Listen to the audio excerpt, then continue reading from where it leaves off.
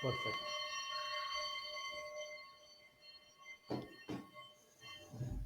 सो देखिए, हमारा जो आज का सेशन है ना, उसका गोल क्या है मैं आपको ज़रा बताता हूँ। अ, देखो, आपने ऑप्शंस के बारे में सीखा था, जो हमारा जो टॉपिक होता है जो भी ट्रेडिंग कोर्स का, उसमें हमने फ्यूचर और ऑप्शन के बारे में टोटली सीखा था। तो अभी आज का जो सेशन है उसका सिंपल गोल एक ही है कि जिन्होंने इससे पहले कभी ऑप्शन कभी ट्रेड नहीं किया या फिर एकदम ट्रेडिंग में ही पहली बार आए, तो उनको ऑप्शंस को इंट्रोड्यूस करना, ऑप्शन रियल मार्केट में कैसे चलता है वो बताना, और सिंपल मतलब अगर कुछ अपने को ट्रेड मिला तो रियल लाइफ में उसको बाई सेल करके एक्चुअल ऑर्डर प्लेस कैसे करना है वो आपको बताएंगे यहाँ पे। और वो होने के बाद हम मोस्ट प्रोबेबली आपके जो डाउट पूछने के लिए अगर टाइम बचेगा तो वो भी पूछ लेंगे। तो देखो, हम जो है यहाँ पर ऑर्डर प्लेस करने के लिए प्राइमरी स्टॉक्स के थ्रू सीखेंगे। एक बार अप स्टॉक्स हो जाने के बाद मैं मोतीलाल ओसवाल का भी डेमो दूंगा। मोतीलाल ओसवाल के अकाउंट में आई थिंक हम एक मॉक डेमो करेंगे, रियल ऑर्डर नहीं प्लेस करेंगे। आपका अकाउंट खुला नहीं है, ओके। जी। Yes yes. श्योर श्योर, चलेगा ना। ऑर्डर प्लेस करना तो अपना फोकस है ही, देखो। बट देखो, अभी अपने पास 1.5 घंटा बचा है, तो इसमें हम क्या क्या करेंगे। पहला आधा घंटा जो होगा वो सिर्फ इसी बात पे फोकस किया गया रहेगा कि एग्जैक्टली ऑप्शन को खरीदना कहाँ पर है या बेचना कहाँ पर है। हर ऐप का अलग अलग इंटरफेस होता है, बट अच्छी बात यह है कि अगर आपने एक एक भी ऐप चलाना सीख गए, तो जो वर्ड्स होते हैं जैसे कि लिमिट, स्टॉप लॉस, टारगेट, ये सब में सेम ही होता है। सो पोजीशंस, ऑर्डर एक बार एक ऐप में सीख गए तो आप वो हर ऐप में सीख जाओगे। So if you can use it here, आप हर ऐप में उसको अप्लाई करना सीख जाओगे। ठीक है। बस फर्क होता है छोटे छोटे, कुछ कुछ ऐप एम आई एस वो यूज़ करते हैं, कुछ कुछ एनआरएबल यूज़ करते हैं, तो वो मैं आपको अलग से सेपरेटली बता दूंगा। चलेगा।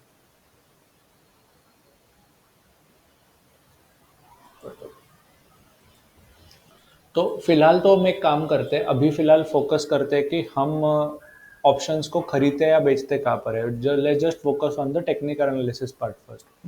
तो अभी देखो, हम सजेस्ट करते हैं कि अगर आप एकदम न्यू कमर हो, तो आप ना फिलहाल के लिए सिर्फ और सिर्फ निफ्टी और बैंक निफ्टी के ऑप्शंस में ट्रेड करो। उसका रीज़न भी बताता हूँ। तो अगर मुझे पहले ऑप्शंस को ट्रेड भी करना है ना, तो सबसे पहले मुझे चार्ट को समझना पड़ेगा। क्योंकि कुछ भी ट्रेड करो, शेयर ट्रेड करो, फ्यूचर ऑप्शन ट्रेड करो, आखिर में अपने को ट्रेडिंग चार्ट पर देख कर ही करनी है। तो अभी हम निफ्टी और बैंक निफ्टी के ही ऑप्शंस क्यों सजेस्ट करते हैं, क्योंकि होता ऐसा है कि ये जो दो इंडेक्स है और इनके जो ऑप्शंस होते हैं, इनमें सबसे ज़्यादा वॉल्यूम होता है। वॉल्यूम का मतलब है कि सबसे ज़्यादा बायर सेलर इन दो इंडेक्स में ही होते हैं। तो निफ्टी और बैंक निफ्टी ही प्रेफर करो ज़्यादातर। और हम रिकमेंड ये भी करते हैं कि आप ज़्यादातर जो फोकस है ना, अ,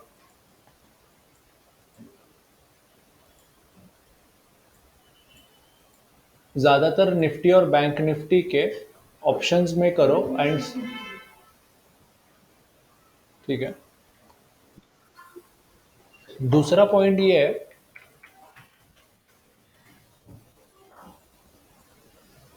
कि आप अगर ट्रेडिंग करोगे ना निफ्टी और बैंक निफ्टी में, तो हमेशा एट द मनी के ऑप्शन ट्रेड करो। आप उसके भी बारे में बताता हूँ पहले, बट पहले आपको एनालिसिस पार्ट आपको एक्सप्लेन करते हैं।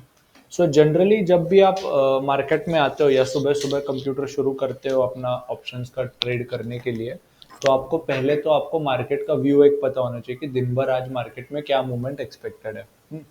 सो चलो एक काम करते हैं, मैं पहले निफ्टी का चार्ट ज़रा देख लेता हूँ।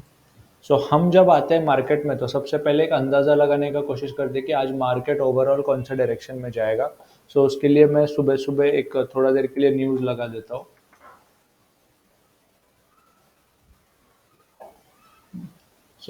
अभी तो मार्केट काफ़ी टाइम हो चुका है, 10:30 बज चुके हैं। इंडेक्स रिलेटेड स्पेसिफिक्स ज़रा सुबह ही आते हैं, बट अगर कुछ होगा तो ज़रा देखते हैं।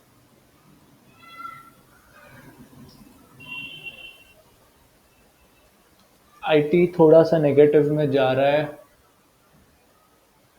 थोड़ा सा न्यूज़ पढ़ना ही पड़ता है। सो एनीवेज तो अब ज़रा आप नोटिस करोगे कि निफ्टी का जो शेयर ट्रेंड है, अगर मैं 15 मिनट पे देखूंगा, सबसे पहले हमें डेली चार्ट देखता हूँ। डेली चार्ट पे हमें पता लगता है कि ओवरऑल मार्केट कौन से डायरेक्शन में जा रहा है। सो ज़्यादा दूर जाने की ज़रूरत नहीं है, पिछले 1-2 महीने से देख लो। और अगर आप ट्रेंड लाइन ड्रॉ करोगे तो आप ऑब्जर्व करोगे कि इस केस में थोड़ा सा अप ट्रेंड है। अब ये परफेक्ट नहीं बना तो भी चलेगा, एक प्रकार का जोन है ये, वैसे भी हम आपको बता चुके हैं। फिलहाल तो भी निफ्टी अप ट्रेंड में है, बट ओवरऑल अभी फिलहाल हाई पर गया था, निफ्टी ने पीक किया था 18,890 के आसपास, और उसके पास हल्का सा कवर करेक्ट होने लग गया, इसको बोलते हैं करेक्शन बोलते हैं। So when this is the main trend and this is the correcting trend, simple language में। अब इसको मैं क्या करूँगा, थोड़ा सा और छोटा टाइम फ्रेम करूँगा और मैं देखूँगा कि आर्ली चार्ट पे क्या चल रहा है।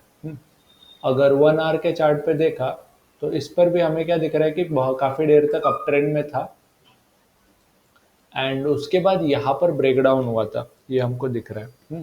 फिर ब्रेकडाउन के बाद हमने नोटिस किया कि काफ़ी टाइम तक निफ्टी जो है वो एक हल्के से डाउन ट्रेंड में भी था, जो यहाँ तक था।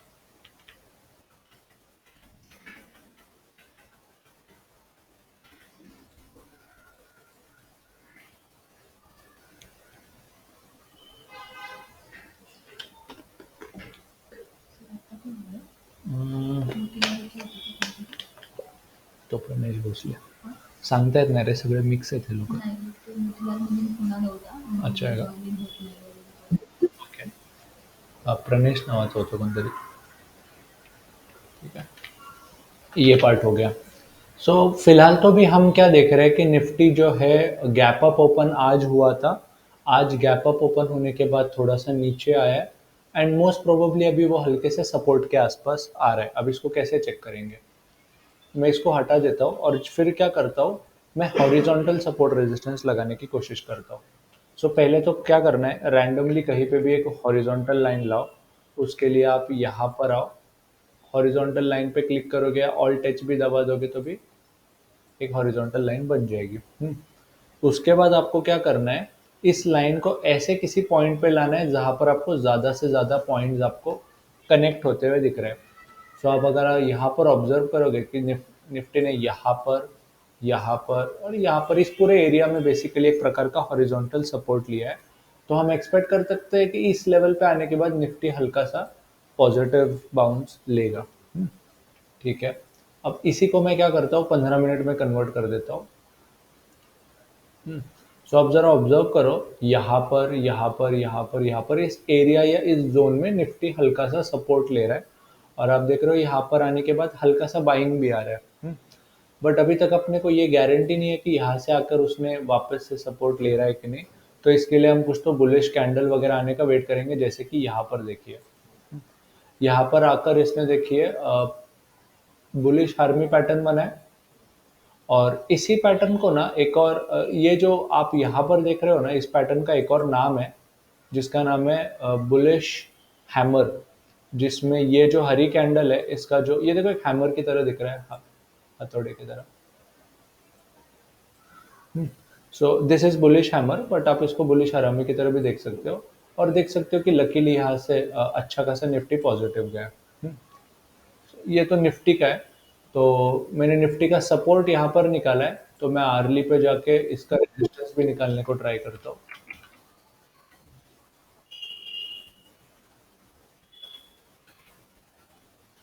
तो यहाँ पर एक प्रकार का रेजिस्टेंस भी है। So you can see that यहाँ पर रेजिस्टेंस था, यहाँ पर ब्रेकआउट हुआ, और यहाँ पर उसने सपोर्ट लिया फिर से। सो बेसिकली नीचे से फिर से रेजिस्टेंस बन गया। ये एरिया कंजेशन का ही है, ये एक रेजिस्टेंस है, और ये फिर से आज एक रेजिस्टेंस बन गया। तो मैं एक्सपेक्ट क्या कर सकता हूँ कि आज निफ्टी यहाँ पर नीचे देखो 18,550 से लेकर 18,570 तक निफ्टी में एक प्रकार का सपोर्ट है, और यहाँ पर ये कौन सा है, 18,660 से लेकर 670 के आसपास एक प्रकार का रेजिस्टेंस है। सो अब इसका मतलब ये एग्जैक्टली नहीं है कि मैं यहाँ पर आके एग्जैक्ट बाई करूंगा और यहाँ पर आके ही सेल करूंगा। सपोर्ट और रेजिस्टेंस को इतना इजी नहीं समझते, इसको एक अलग तरीके से पढ़ते हैं। अगर सब यहाँ पर शेयर आया और वापस से ऊपर बाउंस बैक लिया, तो ही चांस है कि यहाँ से ऊपर हल्का सा जा सकता है। लेकिन अगर ये लेवल ब्रेक डाउन हो गया, तो फिर अच्छा खासा चांस है कि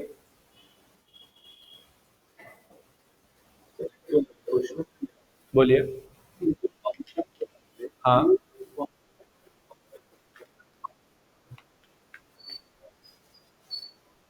देखो हम तो हमेशा सजेस्ट करते हैं कि अगर आपको इंट्राडे करना है ना, तो आप 15 मिनट का ही टाइम फ्रेम प्रेफर करो, वही आपके लिए ज़्यादा हेल्दी रहेगा।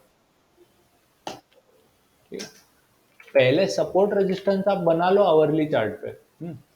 हम प्रेफर क्या करते हैं, आवरली चार्ट पे पहले स्ट्रॉन्ग सपोर्ट रेजिस्टेंस ढूंढते हैं, क्योंकि 5 मिनट पे आप सपोर्ट रेजिस्टेंस बनाओगे ना, तो ऐसी 1000 लाइनें बन जाएगी। आर्ली चार्ट पे पहले सपोर्ट और रेजिस्टेंस बनाने से फायदा क्या होता है, आपको परफेक्ट कंजेशन के जोन दिखाई देने लग जाते हैं। अब बाकी की एक्स्ट्रा लाइन बनाओगे ही नहीं। ये पहला पॉइंट समझा। और फिर क्या करना है, एक बार वो हो जाने के बाद 15 मिनट पे आ जाओ। ठीक है। अब देखो, ये जोन के आसपास आपको एक प्रकार का सपोर्ट एरिया, तो बाद में थोड़ा सा एडजस्ट कर लो ऐसा। अब ये चीज याद रखो, ये परफेक्ट होती नहीं है। आप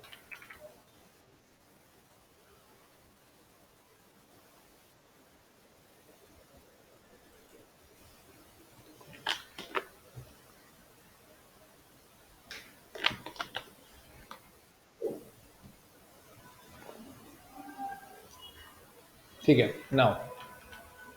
अब हम देख रहे हैं कि लकीली निफ्टी यहाँ पर आ रहा है, बट अभी तक उसने गिरना बंद नहीं किया है। हो सकता है कि ये लेवल ब्रेक डाउन हो जाए, हो सकता है कि यहाँ से ही वापस ऊपर जाना शुरू हो जाए। तो अभी तक मुझे पता नहीं एग्जैक्टली क्या होगा, बट मैं देख रहा हूँ कि अपना जो निफ्टी है ना, मेरे सपोर्ट के जोन के आसपास आने की तैयारी कर रहा है। तो अब मैं वेट करूंगा, यहाँ पर आके कोई ग्रीन कैंडल दिखा है या बुलिश का कैंडल पैटर्न दिखा है या कुछ तो ऐसा पैटर्न दिखा है जहां से मुझे लगा कि यहाँ से ऊपर जाने के चांसेस थोड़े ज़्यादा है। अगर सेम उल्टा होता, अगर मार्केट यहाँ पर चले जाता, जैसे कि आज सुबह खुलते ही देखो यहाँ पर निफ्टी गिरना शुरू हुआ है, तो अब अगर पहले से ही रेजिस्टेंस का लाइन बना के रखते ना ये वाला, तो ऑब्जर्व करते कि यहाँ पर निफ्टी खुलते ही मैं बेच सकता था। जनरली हम पहले 15 मिनट में कोई ट्रेड करते नहीं है, हम पहला 15 मिनट का कैंडल टोटली अवॉइड ही करते हैं।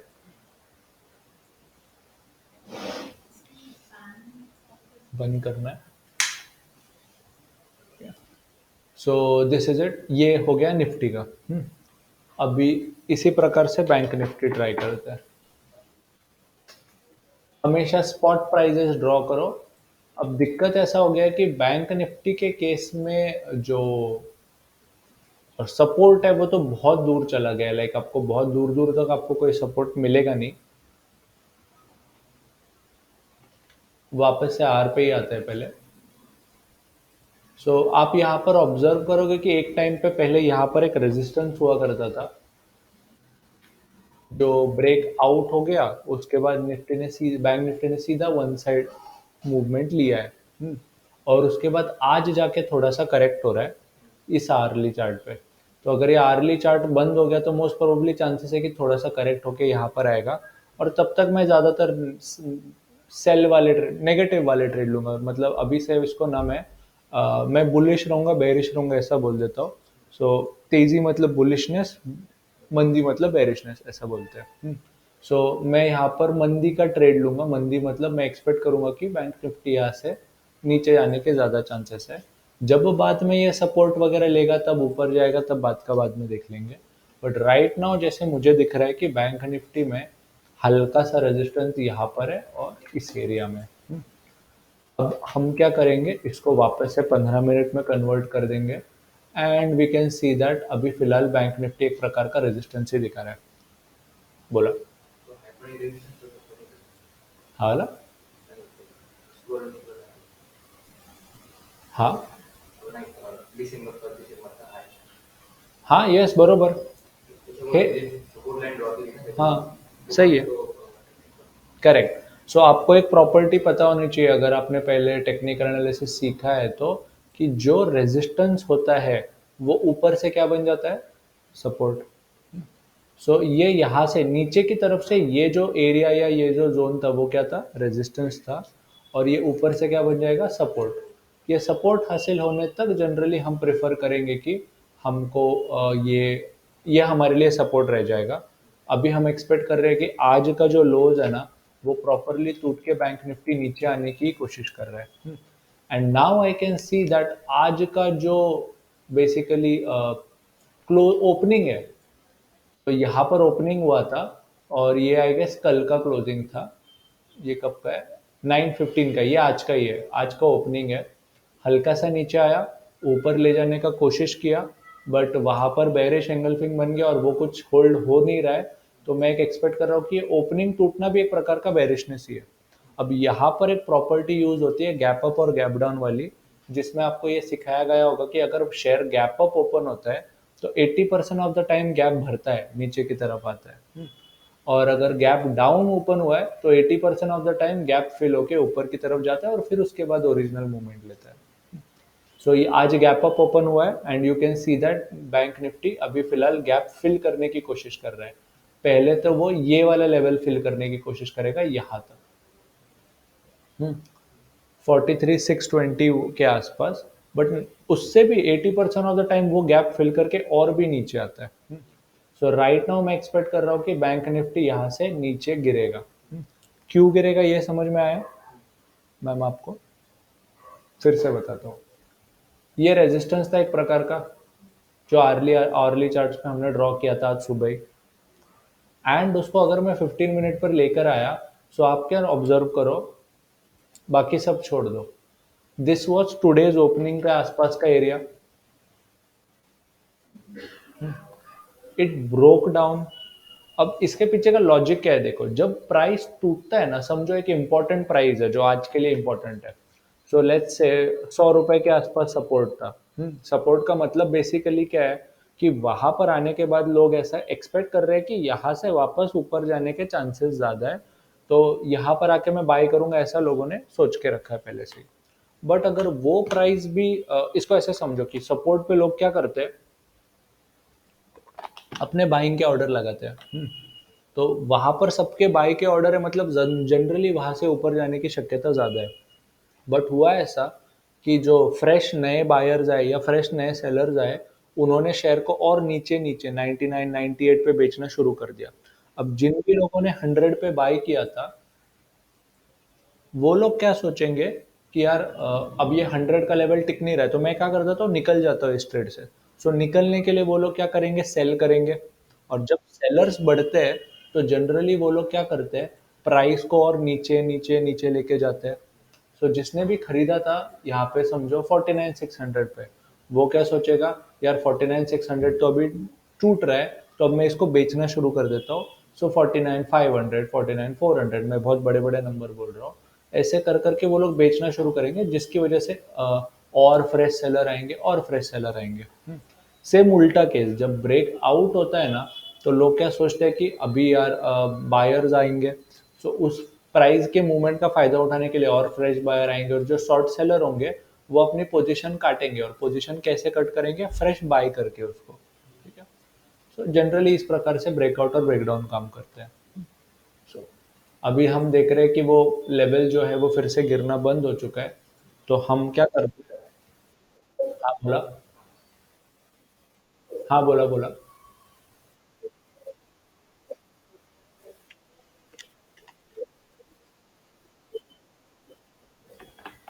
वो तो आपको प्राइस का मूवमेंट देख के पता लगता है, बट उसका एक मैं आपको शॉर्टकट देता हूँ एक। सिंपली क्या करो, आपको volume as an indicator generally अभी तक क्लास में सिखाया नहीं है, बट वॉल्यूम ऐड करने से क्या होता है, आपको एक एस्टिमेट आता है कि बायर की संख्या किस तरफ है और सेलर की संख्या किस तरफ ज्यादा है। तो इसको मैं क्या करता हूँ, नीचे लेके जाता हूँ।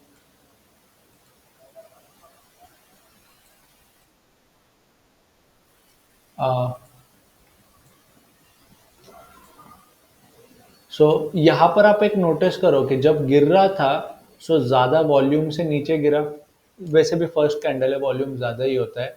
सो जो भी रेड कैंडल्स है ना, उनमें वॉल्यूम थोड़ा ज़्यादा है, और जो ग्रीन कैंडल्स है उसमें वॉल्यूम थोड़ा कम है। अभी फिलहाल तो ऑब्वियसली ऑलमोस्ट सब सेम ही दिख रहा है, तो हम एक्सपेक्ट कर सकते हैं कि हल्का सा साइडवेज मूवमेंट पॉसिबल है।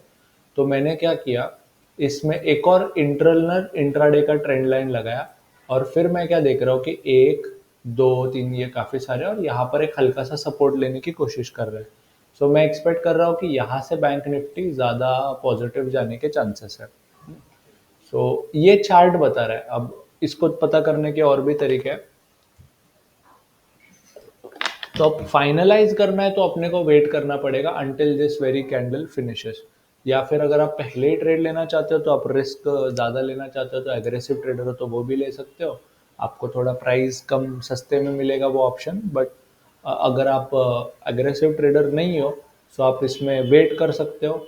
इस कैंडल को ख़त्म होने का वेट कर सकते हो अंटिल कोई बुलिश एंगल्फिंग या हार्मी पैटर्न बनता नहीं, तो आप वेट कर लो।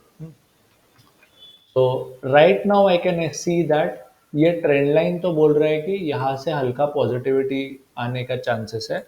बट अगर ये ब्रेक डाउन हो गया तो फिर डेफिनेटली ये और नीचे जाने का चांसेस है। तो ये कैंडल वेट बंद होने का वेट करेंगे और फिर देखेंगे क्या हो रहा है। बट तब वॉल्यूम, हाँ, वॉल्यूमचं काम, एक मिनिट, हाँ, बोला।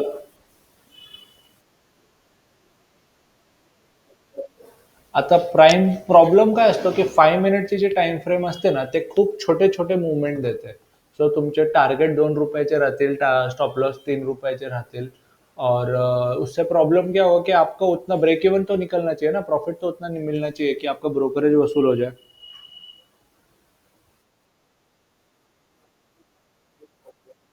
देखो, टेक्निकल एनालिसिस एक ऐसा चीज है जो हर किसी का अपना अपना चॉइस है। आपको अगर 5 मिनट कंफर्टेबल लगता है तो 5 मिनट यूज करो। टेक्निकल एनालिसिस में कैसा है कि हजारों कॉम्बिनेशन आप यूज कर सकते हो। अब हमको क्या करना होता है, हम जो ट्रेड करते हैं वो जनरली मोतीलाल ओसवाल में होता है। तो उनके जो ब्रोकरेज ज्यादा होते हैं और उनको टारगेट और वेटिंग पीरियड भी ज्यादा होता है। अगर आपका ब्रोकर कम ब्रोकरेज लेता है और 20 रुपए में ही हो जाता है, तो फिर आप 5 मिनट का टाइम फ्रेम भी प्रेफर कर सकते हो। बट इतना याद रखो, टाइम फ्रेम छोटा हो जाएगा तो आपका क्या बोलते हैं, टारगेट स्टॉप लॉस भी छोटा हो जाएगा, बट आपका विन रेट भी छोटा हो जाता है फिर उससे। तो मान के चलो, अगर आप 5 मिनट्स पे ट्रेड कर रहे हो तो आपके टारगेट और स्टॉप लॉस जल्दी जल्दी मीट होंगे, और आपका विन रेट जनरली 60-70% की जगह 50-60% पे आ जाएगा, इतना फरक पडेगा. फेक ट्रेड्स पण जास्त मिळतात, बरोबर आहे. सो सर, पॉइंट समजला तुम्हाला का टाइम फ्रेम थोडंसं वाढवतो आम्ही.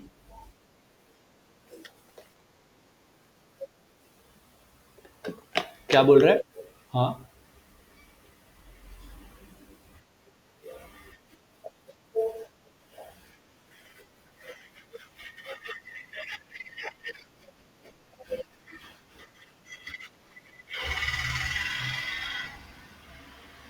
1 मिनट फिर से रिपीट करो.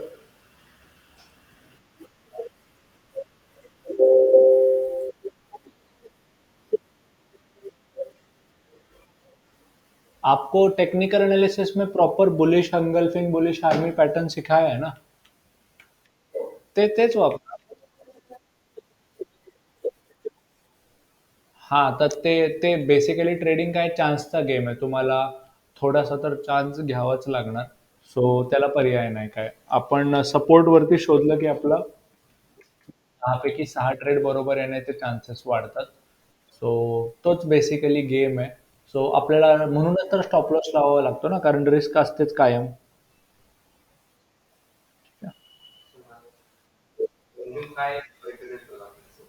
व्हॉल्यूम बेसिकली काय सांगतो की तुमचं जे बायर्स, ही जी कैंडल है समझा पड़ती है, and it is falling with very high volume. So मतलब क्या है कि बहुत सारे लोग उस शेयर को बेच रहे हैं प्राइस को नीचे लाने के लिए, स्ट्रॉन्ग सेलिंग आहे. सो बेसिकली तुम्ही एक्सपेक्ट करू शकता की पुढच्या काही कॅन्डलमध्ये बघा कमी वॉल्यूम होतं.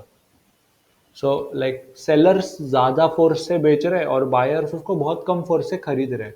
तो ओवरऑल अगर मैसेज पढ़ोगे मार्केट का तो वो क्या बोल रहे हैं कि मैं ज़्यादातर नीचे जाना चाहता हूँ क्योंकि ज़्यादा लोग उसको बेचना चाहते हैं। तो इसलिए थोड़ा आपको ये दिख रहा है ना कि हल्का-सा नीचे आने का चांसेस बढ़ गया, करेक्ट है? सो सेम सेम गणित है और कुछ नहीं। तो आप यहाँ पर देखो, बढ़ते टाइम पे कितना स्ट्रॉन्ग वॉल्यूम था, तो अब बट जब गिर रहा था तो वॉल्यूम बहुत कम था इधर पे। तो ओवरऑल मैसेज को देखो, एक एक कैंडल को छोड़ दो, लाइक मार्केट क्या बताना चाहता है बस उतना देखो। आपको दिख रहा है कि बढ़ते टाइम पे वॉल्यूम स्ट्रांग था और गिरते टाइम पे वॉल्यूम, हाँ, तो बायर्स लोग ज्यादातर उसको ऊपर लेके जाना चाहते हैं। तो अगर अगली बार आपको जब सपोर्ट मिलेगा तो आप एक्सपेक्ट कर सकते हो कि जो नए बायर आएंगे अगली बार, वो मार्केट को अच्छा खासा ऊपर लेके जाने की कोशिश करेंगे ऐसे। अब ये परफेक्टली ऐसा प्ले आउट होगा ऐसा कोई ज़रूरी नहीं है, बट सिंपल भाषा में मार्केट जो आपको मैसेज देना चाहता है वो ये है कि बायर्स ज़्यादा स्ट्रांग है, ऐसा आप एक्सपेक्ट कर सकते हो। सो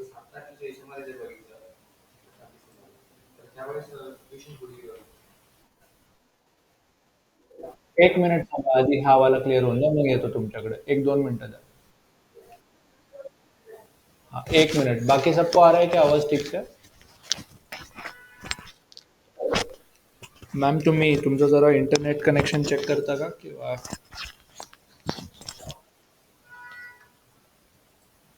आता बोला.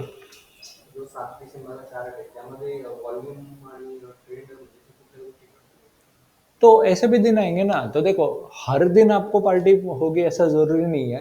तो एक आधा दिन होता है, और ये हमारे लिए भी बहुत फ्लैट था, हमारे बाय वाले ट्रेड भी लॉस में गए, इसमें सेल वाले ट्रेड भी लॉस में गए थे। सो एक आधा दिन ऐसा होता है जब मार्केट में कुछ नहीं होता है। और आई थिंक मुझे जितना याद है 7 तारीख जो था ना, दैट वाज आरबीआई का पॉलिसी का दिन, आरबीआई के पॉलिसी का एक दिन पहले का वो दिन था आई गेस। तो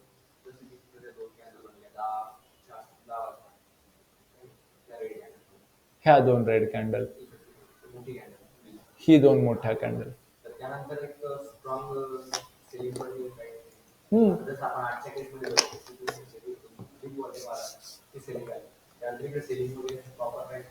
ठीक है, तो इसलिए ना देखो, इसलिए हम क्या सजेस्ट करते हैं कि आप ना सिर्फ चार्ट पे ट्रेड करो, करना जरा अवॉइड करो। आप थोड़ा सा न्यूज का भी ये लो, और इसलिए लोग बोलते हैं कि ट्रेडिंग जो एक ऐसा चीज है ना जो सिर्फ क्लास में बैठ के आपको 10 घंटे में सिखाना मुश्किल है, इसके लिए थोड़ा एक्सपीरियंस लगता है। अब इसका रीजन क्या है मैं बताता हूँ। 7 तारीख को ना शाम के दिन हम एक्सपेक्ट कर रहे थे कि यूएस में ना फिलहाल उनका जो फेड है, उनका जो उनका आरबीआई बेसिकली, वो क्या बोल रहा था कि हम इंटरेस्ट रेट पे जो है एक स्पीच होने वाला था रात शाम के वक्त, और हमारे जो ट्रेडर थे वो बेसिकली वेट कर रहे थे कि उसका कुछ अनाउंसमेंट आएगा, इसके हिसाब से मैं अपना इन्वेस्टमेंट का आगे का स्ट्रैटेजी बनाऊंगा। तो ऐसा कोई अनाउंसमेंट आने से पहले क्या होता है, जो फ्रेश बाइंग या सेलिंग होता है ना, वो थोड़ा सा वीक हो जाता है। सो जितना बड़ा न्यूज या जितना बड़ा इवेंट होता है ना, उसके हिसाब से ना वो आने से पहले मार्केट में थोड़ा सा वीकनेस होता है। तो एक एग्जांपल देता हूँ। आरबीआई का इंटरेस्ट रेट पॉलिसी था, आई थिंक अप्रोक्सीमेटली वेडनेसडे को था, मुझे एग्जैक्ट डेट याद नहीं आ रहा, वेडनेसडे को ही था। अब हुआ ऐसा कि वो पॉलिसी आने से पहले ये वाला जो फ्लैटनेस देख रहे हो, सो इन्वेस्टर्स बोल रहे थे कि जब आरबीआई अनाउंस करेगी अपनी पॉलिसी, जिसमें वो बोलेगी कि हम इंटरेस्ट रेट 0.3% बढ़ाएंगे या 0.5% बढ़ाएंगे, तो अगर वो 0.5% से ज़्यादा बढ़ाते तो बेसिकली होता क्या कि बहुत सारा मार्केट से पैसा निकल जाता बैंक से। उसको लिक्विडिटी रिडक्शन बोलते हैं सिंपल भाषा में, वो आपको धीरे धीरे पता चलेगा। तो उससे क्या हो जाता है कि इकोनॉमी में पैसा कम घूमता है, लोगों को पैसा कम खर्चने को मिलता है, और फिर बेसिकली लोगों को खर्चेंगे, खर्चा कम करेंगे, तो बाइंग सेलिंग कम होगी और लोगों की कमाई कम हो जाएगी, इससे इकोनॉमी थोड़ा सा डाउन हो जाता है महंगाई कम करने के चक्कर में। तो अगर आरबीआई ने ज्यादा कर दिया तो क्या होगा, कम कर दिया तो क्या होगा, ये सब सोचते रहते हैं। और इसलिए क्या होता है, हाँ, एग्जैक्टली कोई क्लियर इंडिकेशन आने से पहले वो क्या बोलते हैं, वेट कर रहे थे। और जब, हाँ करेक्ट। सो देखो, 10 10 बजे गवर्नर ने बात करना शुरू किया, 10:15 10:30 बजे तक उसका स्टेटमेंट हो गया। तो उसका जो स्टेटमेंट था बेसिकली क्या था कि अगले और 2 महीने तक हम और महंगाई एक्सपेक्ट कर सकते हैं, और हम ऐसा एक्सपेक्ट कर सकते हैं कि और महंगाई इन दो दो तीन रीजन में बढ़ेगी। जिसकी वजह से और थोड़ा मंदी आने के चांसेस है। तो उसको पढ़ने के बाद फिर लोगों ने सोचा कि यार फिलहाल हम सेलिंग कर देते हैं। तो जो भी उस टाइम पे शॉर्ट ट्रेडर्स थे, उन्होंने इन्वेस्टर्स थे, उन्होंने बेचना शुरू किया। जनरली इन्वेस्टर्स पहला डिसीजन लेते हैं, बाद में ट्रेडर आते हैं। तो उन्होंने बेचना शुरू किया और उसके बाद फिर बाद में हल्का सा साइडवेज ही मूवमेंट था। बट फिर उसके बाद शाम को फिर से यूएस का एक डेटा आया, बुधवार को शाम को एक यूएस का डेटा आता है, जिसमें यूएस बोलता है कि इतना क्रूड ऑयल का हमारे पास इन क्या बोलते हैं बैलेंस है, और नेचुरल गैस का इतना बैलेंस है। फिर उसके हिसाब से डिसाइड होता है कि आगे जाके क्रूड ऑयल और इन सब के प्राइसेस क्या होंगे। तो उसके हिसाब से फिर क्या हुआ कि वो जो डेटा पॉजिटिव था, तो क्रूड ऑयल सस्ता हो जाता है। तो हो सकता है कि 3 महीने के बाद इंडिया का महंगाई थोड़ा कम हो जाए। तो ये अच्छी न्यूज़ थी, इसलिए ये शेयर्स बढ़ना शुरू हो गए। उसी के दिन अगले दिन क्या हुआ, मॉर्गन स्टैनली ने क्या किया, जो भी इंडिया के सरकारी बैंक है उनको एक अपग्रेड किया। बेसिकली उनको बोले कि ये बैंक जो है अब बहुत अच्छे हो चुके हैं, इनके बैलेंस शीट साफ हो चुके हैं। बैलेंस शीट साफ होने का सिंपल मतलब क्या है कि जो जिन भी लोगों ने उनसे कर्जा लेके रखा था, वो कर्जे अभी आना शुरू हो चुके हैं, कर्जे के इंटरेस्ट वगैरह आना शुरू हो चुका है। This is good for those bank. तो फिलहाल पिछले जो 2 दिन से मार्केट बढ़ रहा है वो बैंकों की वजह से बढ़ रहा है। तो अगर आप पिछले 2-3 दिन के सरकारी बैंकों के चार्ट देखोगे,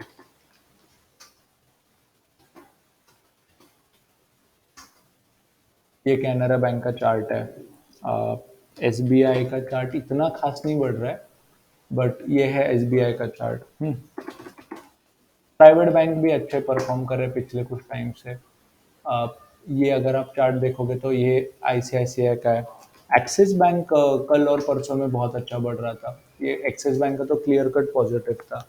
तो ये जो पिछले जो 2-3 दिन का जो मूवमेंट है ना, उसमें क्या बोलते हैं, बैंकों का जो कंट्रीब्यूशन है वो अच्छा खासा था। ठीक है।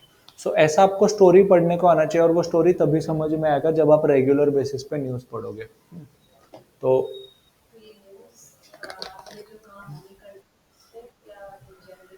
हम तो सजेस्ट करते हैं कि Moneycontrol is the best source as of now. तो यही बेटर रहेगा। और आपको हर चीज़ का सेंस बनाने का ज़रूरत नहीं है, और आपको पूरा इकोनॉमिस्ट और पीएचडी करने का ज़रूरत नहीं है। आपको बस इतना देखना है कि वो न्यूज़ आने के बाद वो स्टॉक ने कैसा रिएक्ट किया। जैसे कि ये एग्जांपल देख लो, एचसीएल टेक का क्यों हुआ, मैनेजमेंट इंडिकेट्स लोअर ग्रोथ। इसको आप पूरा टॉपिक नहीं समझ में आया, बट बेसिकली इनके मैनेजमेंट ने क्या बोला, December quarter December quarter is basically October November December, ये जो 3 महीने होते हैं ना, इन 3 महीनों में हमारा जो परफॉर्मेंस है, हमारा जितना भी प्रॉफिट है या सेल्स है, वो अ, खराब होगा, इतना बस बेसिकली बोला। तो आपको ये जो ग्रोथ है उसमें सबसे ज्यादा जो कंट्रीब्यूशन है वो आईटी स्टॉक्स का दिखेगा। देखो एच सी एल टेक तो एक तो ओपन ही 5% नीचे हुआ, उसके बाद भी गिर रहा है। तो अभी ये जो निफ्टी में जो फॉल दिख रहा है वो किसकी वजह से हुआ रहेगा ज्यादातर, IT stock, IT H C L take.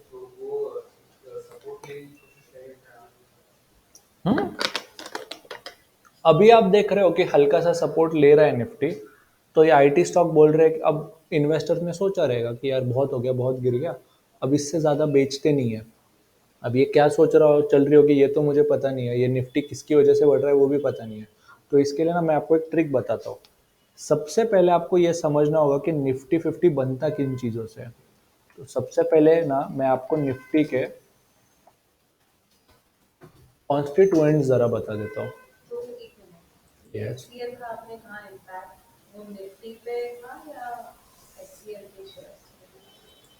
H C L के शेयर्स पे इम्पैक्ट पड़ा। सो व्हेन मैनेजमेंट सेड कि एच सी एल टेक खराब करेगा, तो एच सी एल का स्टॉक 6% गिरा।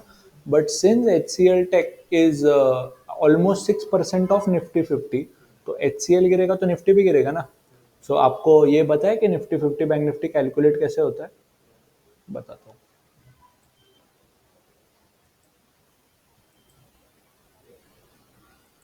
पहले आपको ये समझना पड़ेगा कि इंडेक्स बनता कैसे है, पहले ये देखो।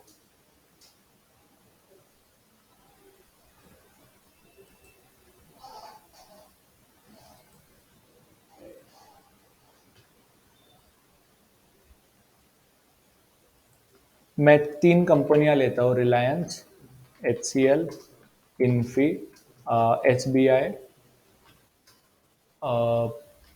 हिंदुस्तान, एशियन पेंट ले लेते हैं चलो। इन शेयर को अलग अलग भाव देता हूँ, इसका भाव है 1000, इसका भाव है 2000, 3000, 4000, 5000, सबका अलग अलग भाव है। और टोटल शेयर्स भी सबके अलग अलग है, इसके 10,000 शेयर है, इसके 12,000 है, इसके 15,000 है, इसका 16,000 है, और इसका मान लो फिर से 14,000 है। ठीक है, तो आप क्या देख रहे हो कि हर शेयर का जो मार्केट कैप है वो अलग अलग है। इसका कितना, 1 करोड़ है, मुझे गिनने को नहीं मालूम। 1 करोड़ है। तो हर किसी कंपनी का अलग अलग मार्केट कैप है। सो आप देख रहे हो कि मार्केट कैप से हिसाब से ना सबसे ज्यादा जो मार्केट कैप है एशियन पेंट का।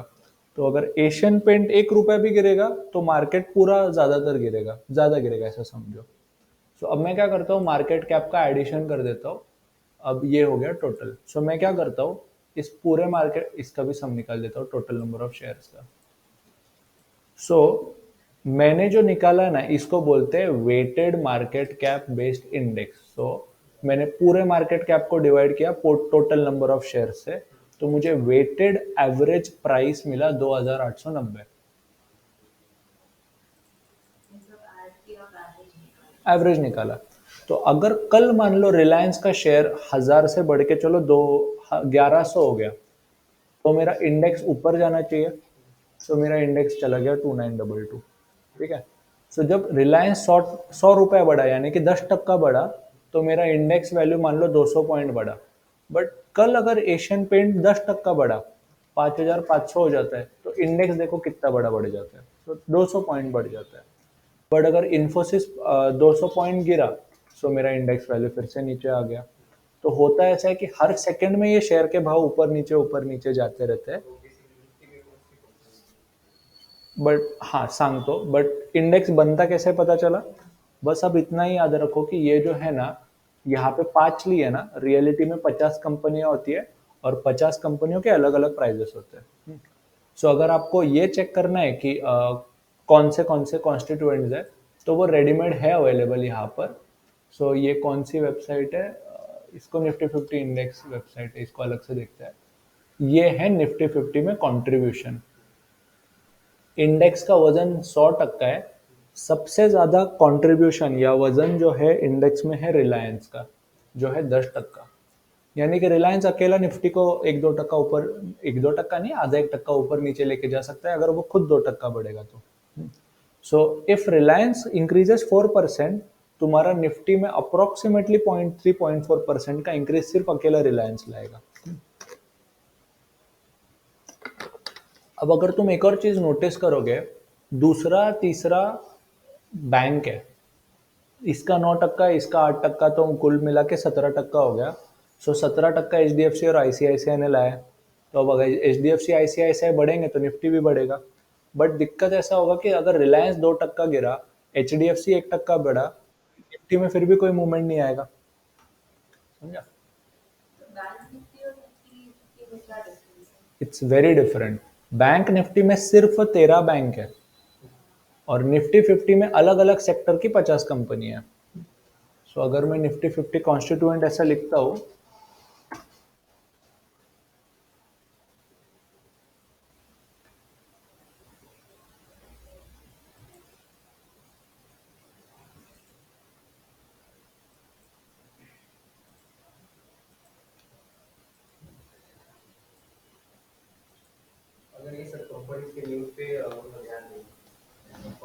तो अच्छा खासा इफेक्ट होगा। करेक्ट है। तो देख लो, Reliance, H D F C bank, ICICI, Infosys, फिर से H D F C, TCS, ITC, Kotak. तो देखो, चार तो इसमें 6 बैंक की है, एक ऑयल एंड एनर्जी की है, 3 आईटी कंपनीज मुझे सामने दिख रहे हैं, एक आईटीसी है, एफएमसीजी, और आईटीसी और यूनिलीवर, एफएमसीजी, जिनका वजन बहुत ज्यादा है। सो फाइनेंशियल सर्विसेज का 38% वजन है, which is basically your banks and insurance, everything everything. फिर आईटी कंपनी का 14% वजन है। तो आप क्या ऑब्जर्व कर रहे हो कि सिंस आईटी कंपनीज आज ज्यादा गिर रही है, तो इसमें मुझे कहीं टीसीएस दिखाई नहीं दे रहा। हाँ, टीसीएस सिर्फ 4% नहीं है एक्चुअली। टीसीएस ये पुराना डेटा है, ये कब का है, 30 नवंबर का है। टीसीएस का वजन बहुत कम हो गया है पिछले कुछ दिनों में। एक टाइम पे टीसीएस 7 या 8% का वजन रखता था, बट सिंस, क्योंकि हुआ ऐसा कि पिछले कुछ महीनों में टीसीएस का शेयर प्राइस अप्रोक्सीमेटली 300-400 से 300-300, ये भी नहीं, ये वाला इंपॉर्टेंट है। जनवरी से यहाँ तक टीसीएस ऑलमोस्ट 25% से डाउन हुआ है। तो शेयर का प्राइस गिरेगा तो उसका मार्केट कैप भी गिरेगा ना। बट उसी के साथ क्या हुआ है, बाकी के चीज़ें रिलायंस और एचडीएफसी बैंकों के शेयर के भाव बढ़े हैं, तो उनका वजन बढ़ गया। ये देखो एचडीएफसी बैंक तो स्ट्रेट अप पॉजिटिव है, सो इसका वेटेज बढ़ गया, आईटीसीएस का वेटेज कम हो गया। सो ये बदलता रहेगा, बट आपको इतना याद रखना है कि ये जो टॉप के 10-12 कंपनीज है ना, वो आपके निफ्टी 50 को काफ़ी अफेक्ट करते हैं। तो अगर आपको इनसे रिलेटेड कोई न्यूज़ या इवेंट दिखाई दे तो समझ लेना कि इंडेक्स में भी काफ़ी मूवमेंट आएगा। हाँ, करेक्ट। अब बस आपको एक लास्ट बैंक निफ्टी कॉन्स्टिट्यूएंट बता देता हूँ, फिर मैं ऑनलाइन वालों के डाउट लूंगा। ऑनलाइन में जिसको डाउट है मैं उनका क्लियर करूंगा, बस ये एक बार 5 मिनट एक्सप्लेन करने दो बस।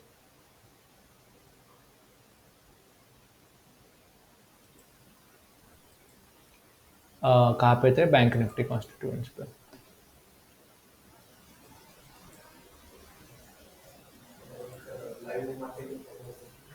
लाइव मार्केट मध्ये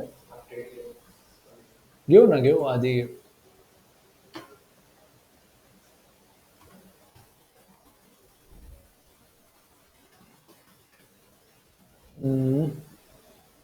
बैंक निफ्टी अभी तक, निफ्टी के बारे में मैं अभी तक श्योर नहीं हूँ। बैंक निफ्टी का हल्का सा श्योरिटी है, बट मैं इतना परफेक्टली भी श्योर नहीं हूँ। ठीक है, बैंक निफ्टी अलग से देखेंगे। मुझे बस ज़रा ये कैंडल खत्म होने दो निफ्टी का, आएंगे उस पर। देखो ऑर्डर प्लेस करना किसी को भी आता है, वो बटन दबाना कोई बहुत बड़ी बात नहीं है। इम्पोर्टेंट ये है कि आप खरीदते टाइम पे, देखो एक चीज़ बताता हूँ, जब तुम गाड़ी चला रहे हो ना, गाड़ी किसी को भी चलाने आता है, बट जब वो एक्सीडेंट से पहले के जो 10 सेकंड होते हैं ना, वो सबसे इंपॉर्टेंट होते हैं, जब आप अपने गाड़ी को कंट्रोल कर पाते हो कि नहीं। सो जब आप ट्रिगर दबाने से पहले जो डिसीजन लेते हो ना, उसी में सारा दिमाग चलाना होता है, उसके बाद फिर मार्केट के हाथ में, भगवान के हाथ में सब। सो इसलिए ना, जब तक आपको लाइक श्योरिटी नहीं आता कि हाँ 80% कॉन्फिडेंस नहीं आता कि हाँ मैं ट्रेड लूंगा, तब तक हाथ ही मत लगाया करो। ये बेस्ट तरीका है, unless you are like it 100% sure कि हाँ ऊपर जाएगा तो मैं ये ट्रेड लूंगा। और ऐसा एटीट्यूड आप रखोगे तो 100 ट्रेड लेने के बाद आपके 60 या 70 सही आएंगे, 30 या 40 फिर भी गलत होती ही है। सो अगर मुझे यहाँ पे श्योरिटी नहीं है तो मैं लूंगा ही नहीं, रहने दो, थोड़ा भी कॉन्फिडेंस नहीं है, लो ही मत। ठीक है, सो जाएंगे आगे, रुको बस एक 5 मिनिट दो। ते बघा आता ही हिरवी कॅन्डल होत होती, आत्ता हिरवी दिसत होती, मला वाटत होतं वरती जाणार, बट आता परत ती लाल झाली। ये कैंडल देखो, अभी थोड़ी देर पहले हरा दिख रहा था, आई वॉज एक्सपेक्टिंग कि ऊपर जाएगा सपोर्ट पे आके, बट अभी थोड़ी देर पहले लाल हो गई। तो इसको बंद होने के लिए अप्रोक्सीमेटली 1 मिनट अभी भी बाकी है ना। इट इज ग्रीन येट, इसको बंद होने में भी 1 मिनट बाकी है ना। व्हाट इफ अगले 1 मिनट में 40 पॉइंट गिर गया तो वो कैंडल लाल बन जाएगा, तो मुझे फिर भी ब्रेक डाउन दिखाई देगा, हो सकता है। 1 मिनट, एक,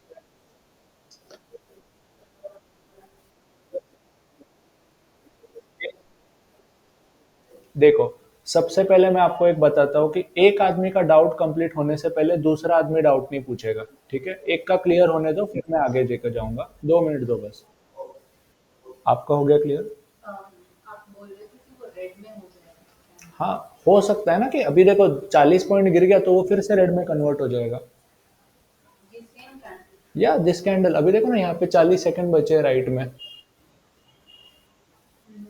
ठीक है, सो उसको खत्म होने दो, पता करने दो कि हाँ ये कॉन्फिडेंटली ऊपर जाने का चांस है कि भी नहीं। वॉल्यूम देखो इतना सा हल्का है, ज्यादा वॉल्यूम गिरने वालों का है, तो मैं कॉन्फिडेंटली बोल नहीं ना सकता कि ऊपर जाएगा। समझा? हाँ करण सर, आता बोला।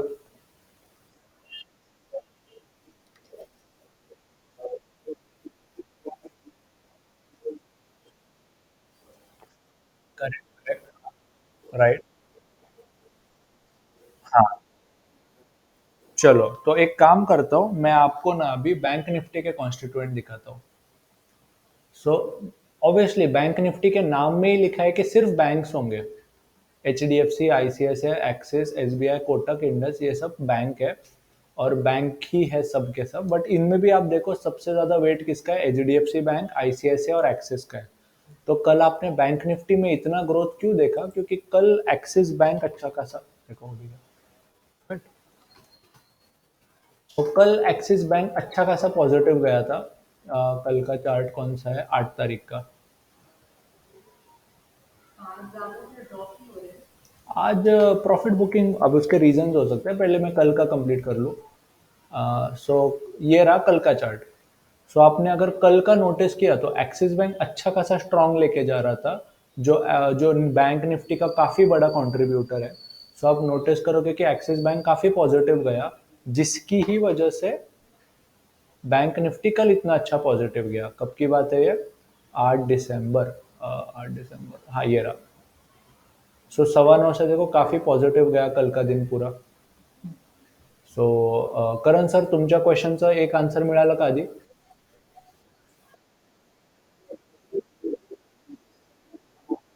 हाँ, आप H D F C, ICI, Axis और ये कौन सा चौथा कौन सा है, स्टेट बैंक।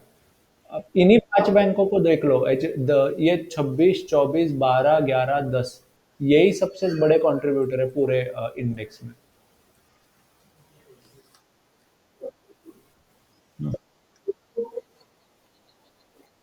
यस, ज्यादातर बैंक निफ्टी का मूवमेंट इन 5 शेयर पे ही होता है। हाँ,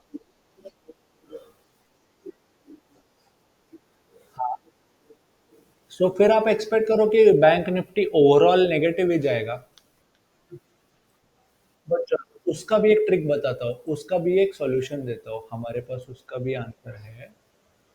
आ, एक वेबसाइट आपको ना पहले से ही हमने क्लास में बताया होगा, intraday screener.com, ये क्लास में सिखाया हुआ है। इस पर ना मैं कहाँ चेक करता हूँ आपको बताता हूँ।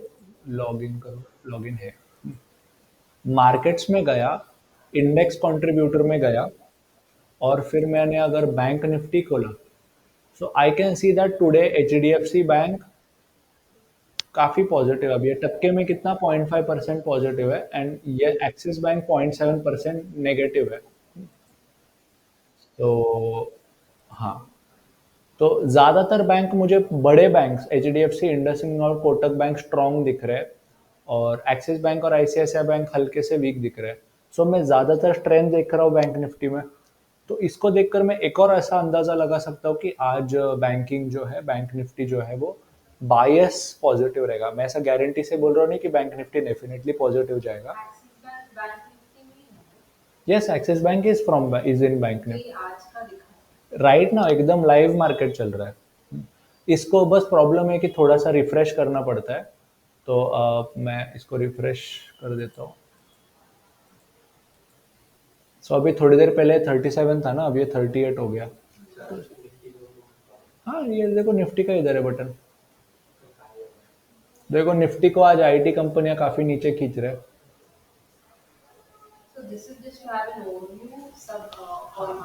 हाँ, देखो ये सब करके आपको एक ही आइडिया मिलेगा कि आज निफ्टी और बैंक निफ्टी में मैं क्या एक्सपेक्ट कर रहा हूँ, पॉजिटिविटी। एक मिनिट, ह्यांचं अजून क्लिअर नाही झालं।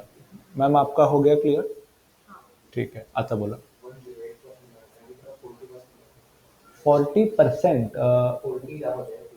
ये 40 रुपए है। एक एक सजेशन देता हूँ, ये रुपए पे ध्यान मत दो, टक्का इंपॉर्टेंट है। सो देखो H D F C bank का 20 रुपए और आईटीसी का 3 रुपए एक ही चीज है। एच डी एफ सी के बैंक के 20 रुपए मतलब 1 टक्का, हाँ, और आईटीसी के 3 रुपए मतलब 1 टक्का। सो रुपए पे फोकस मत करो, आप टक्के पे फोकस करो। ये दिख रहा है ये टक्का। So H D F C bank का 1 टक्का बढ़ना और इन्फोसिस का 3 टक्का गिरना, सो इन्फोसिस का 3 टक्का ज्यादा बुरी बात है ना। सो टक्के पे फोकस करो, ये ज्यादा बेटर है। जास्त आहे तर आहे, हाँ, क्या कमी आहे? सो मैं ऐसा बोल सकता हूँ कि निफ्टी में मैं फिलहाल नेगेटिविटी एक्सपेक्ट कर रहा हूँ अभी तक, और बैंक निफ्टी में मैं हल्की सी पॉजिटिविटी एक्सपेक्ट कर रहा हूँ। अब पता नहीं ये जो है वो जिनका कंट्रीब्यूशन जो है वो बढ़ के थोड़ा सा कम भी हो सकता है, ऐसा भी हो सकता है। ऐसा जरूरी नहीं कि इनका बढ़ना ही जरूरी है, इनका गिरना भी मार्केट को नीचे लेके जाएगा। तो देखो, एक ऐसा लेवल लगाओ, समझो ये तुम्हारा, सो ऐसा सीसॉ देखा है। सो सीसॉ में इसको नीचे जाने के लिए ये जरूरी नहीं कि इसको हल्का होना पड़ेगा, ये भारी हो गया तो भी ये इस नीचे ही जाएगा। सो इस प्रकार का ऐसा दिमाग लगाओ कि अगर ये भारी नहीं हो पाए तो भी चलेगा, बट ये हल्का हो गया तो भी ये ऊपर जाएगा, मतलब ये नीचे जाएगा। समझ रहे? सो इस प्रकार का अंदाजा लगाओ। अगर ये 0.56 से बढ़ के 0.4 0.3 पे आ गया, ये 0.7 से गिर के 0.6 0.4 पे आ गया, तो भी इसका मतलब यही है कि नीचे ही जाना है। अंडरस्टूड? तो इसको थोड़ा सा अपना।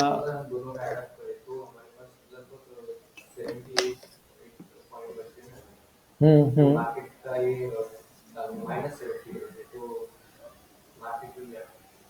मार्केट आता खाली पडण्याची शक्यता आहे. सो तुम्ही बायस बनवताय, ह्याचा अर्थ हे नाही की तुम्ही काय म्हणताय, गॅरंटी घेताय.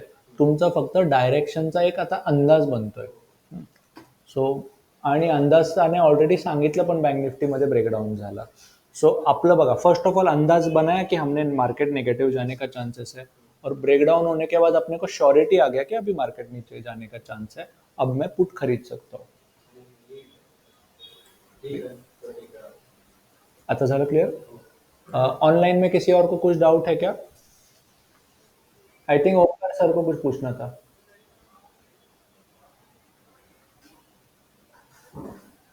ओमकार देशमुख, तुम्हाला काहीतरी विचारायचं होतं ना?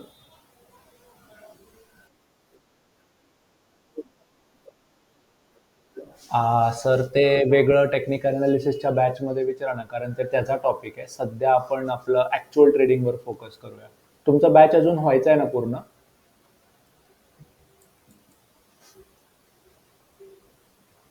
ठीक आहे. हॅलो. हा, मग ते क्लासमध्ये बघूया. आपण आता सध्या खूप ॲडव्हान्समध्ये पोहोचलोय. ठीक आहे. महेश सर कॅन्सल करतील. एक मिनिट पहिले, एक मिनिट. हा, घनश्याम सर. कोण बोलतंय? घनश्याम सर ना? बोला बोला.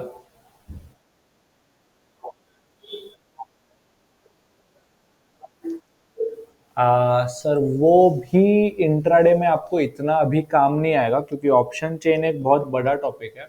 ऑप्शन चेन एनालिसिस ऑलरेडी हमारे ऑप्शन कंप्लीट कोर्स में है, जिसको समझाने के लिए अलग से 1 घंटा लगता है.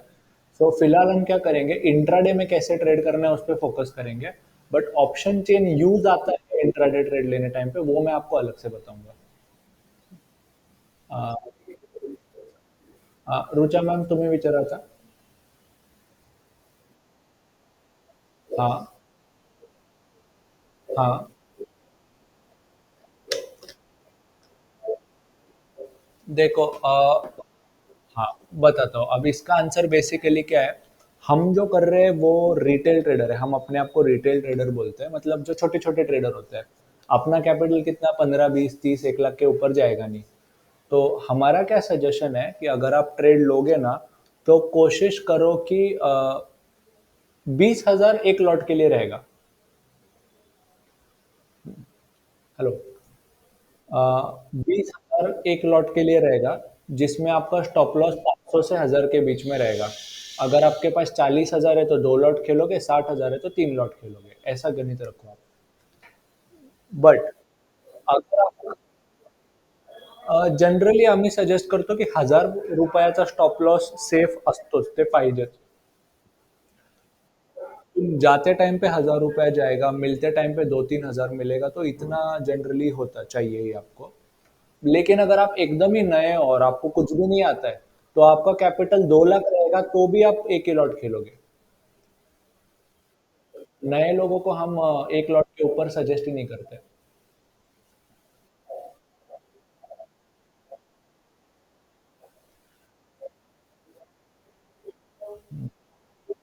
करेक्ट.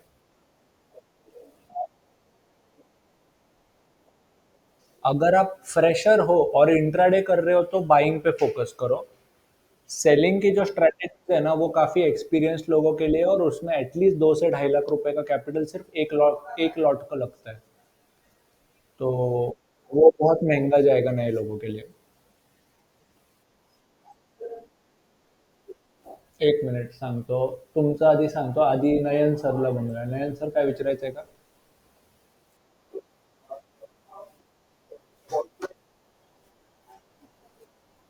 वो प्रीमियम पे रहेगा जो मैं अभी आपको 5 मिनट में बताने वाला हूँ। ठीक है। करण सांगतो एक, और कोई कुछ पूछ रहा था, करण सर ही पूछ रहे थे, हाँ बोलो। नहीं, अभी हम सेलिंग डिस्कस ही नहीं करेंगे क्योंकि वो परवड़ेगा ही नहीं। एक एक 2-2 लाख का खर्चा सिर्फ एक ही लॉट को जाता है, तो वो परवड़ेगा ही नहीं आपको ट्रेड करने को। हाँ हाँ हाँ। आयरन कॉन्डर हो जाएगा 50-60 में, बट उसके लिए आपका गोल निफ्टी का पॉजिटिव या नेगेटिव रहना नहीं होता है। उसके लिए आपका गोल होता है अगर साइडवेज चाहिए, तो वो एक अलग ही पॉइंट है, उसको हम बाद में डिस्कस करेंगे अलग से। हाँ, रुचा मैम बोला।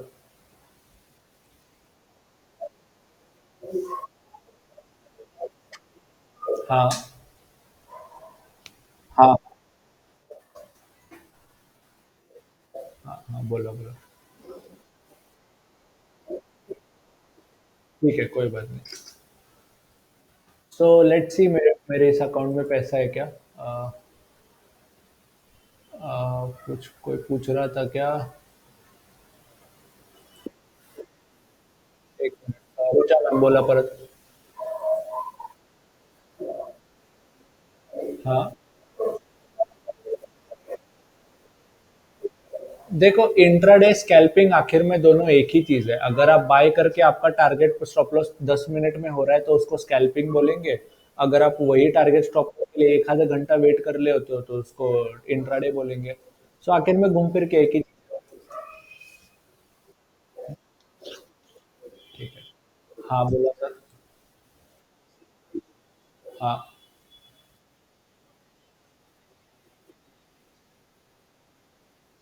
हम्म।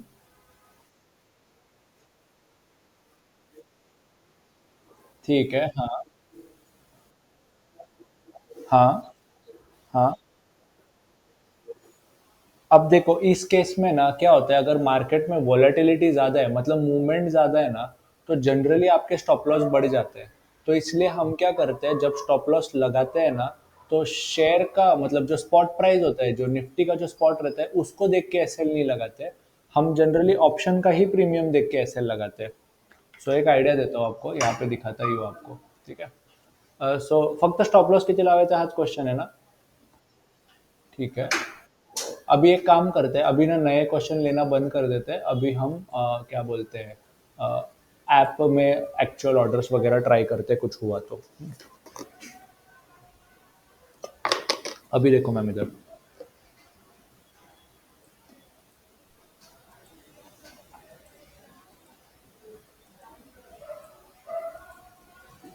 अब मैं ना आपको ऑप्शन चेन को इंट्रोड्यूस करता हूँ। इसमें कुछ एनालिसिस करने लायक नहीं होता है। अभी जनरली लोग पूछते हैं कि सर ऑप्शन चेन का एनालिसिस कैसा करें।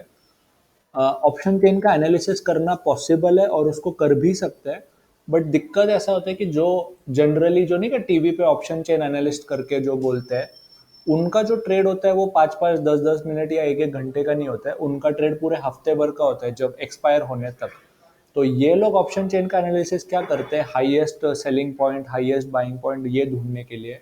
और निफ्टी बैंक निफ्टी एक्सपायर कहाँ होगा, जैसे कि अभी सर ने एक आयरन कॉन्डोर स्ट्रैटेजी बताया, तो वो ना एक्सपायरी तक का होगा। तो बेसिकली अगर मैं एक्सपेक्ट कर रहा हूँ कि निफ्टी एक्सपायरी तक 18,800 और 18,300 के अंदर ही एक्सपायर होगा, तो मैं क्या करूँगा, एक ऐसा स्ट्रैटेजी यूज़ करूँगा जिसको बोलते हैं शॉर्ट स्ट्रैंगल या फिर आयरन कॉन्डोर, जिसमें मैं 18,800 का कॉल बेचूंगा, 18,300 का कॉल बेचूंगा। बट अब वो मुझे कहाँ पे मिलता है, ऑप्शन चेन से, जहाँ पे मैं क्या देखता हूँ कि मेरा सबसे ज़्यादा ओपन इंटरेस्ट कहाँ पर है। सो ये ओ आई देख रहे हो यहाँ पे। सो चलो मैं सबसे ज़्यादा ओपन इंटरेस्ट कहाँ पर है देखता हूँ। आई थिंक हेच आहे ना. मैं इसका जूम कम करता हूँ.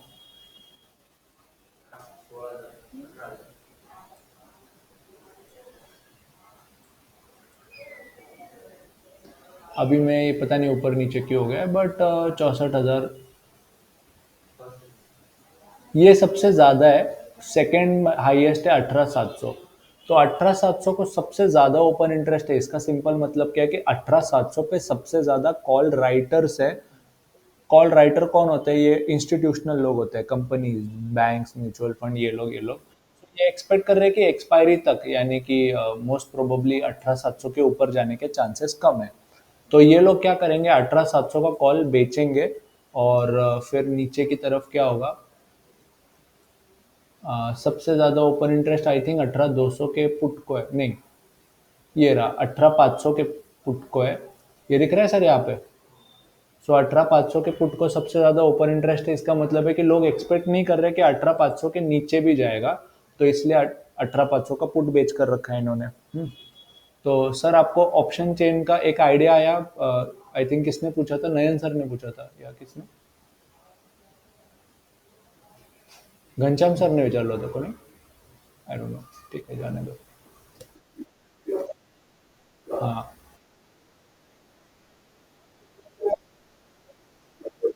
नाही सर, ॲक्चुअली होतं की असं की तुम्ही असा विचार करा ना, इन्स्टिट्यूशन्सच्या बाजूने विचार करा. ये इंस्टीट्यूशन जो होते हैं ये 5-5 10-10 मिनट के लिए तो ट्रेड करते नहीं है. ये हफ्ते-हफ्ते महीने के लिए ट्रेड करते हैं, इन्वेस्ट करते हैं. और एक्चुअली ये लोग ट्रेड भी नहीं करते, ये इन्वेस्ट करते हैं. ये लोग क्या सोचते हैं देखो, ये लोग खरीदेंगे समझो एसबीआई के लाखों शेयर.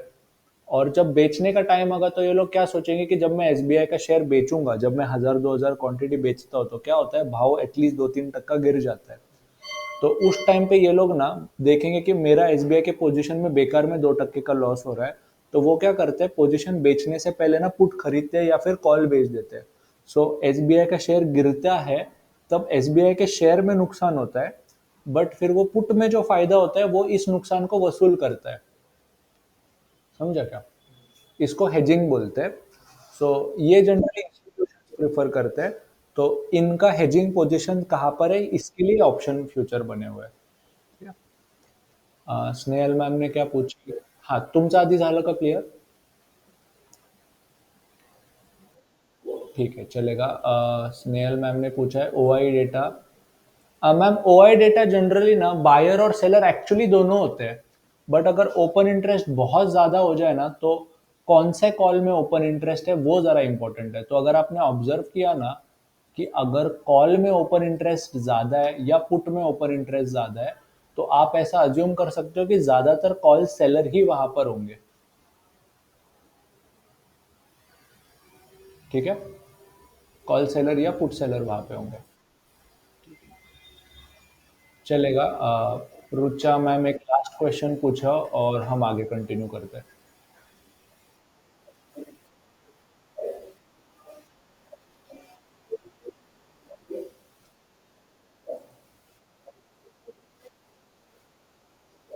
हाँ, यस, करेक्ट. सो अभी तो हाँ, ठीक है. तो अभी एक काम करते हैं, वापस मार्केट पर आते हैं. मैं अभी तो भी यहाँ पर देख रहा हूँ कि निफ्टी ने सपोर्ट तोड़ने की कोशिश कर रहा है. परफेक्टली क्या होगा मुझे पता नहीं, बट हो भी सकता है कि ये मार्केट साइडवेज रहेगा. तो मैं 100% कॉन्फिडेंट नहीं हूँ कि ये नीचे जाएगा ही. बट आपको एक डेमो दिखाना ही है एक ऑर्डर का, इसलिए मैं एक काम करता हूँ, ऐसा अज्यूम करता हूँ कि निफ्टी यहाँ से नीचे गिरेगा. ठीक है? बोला.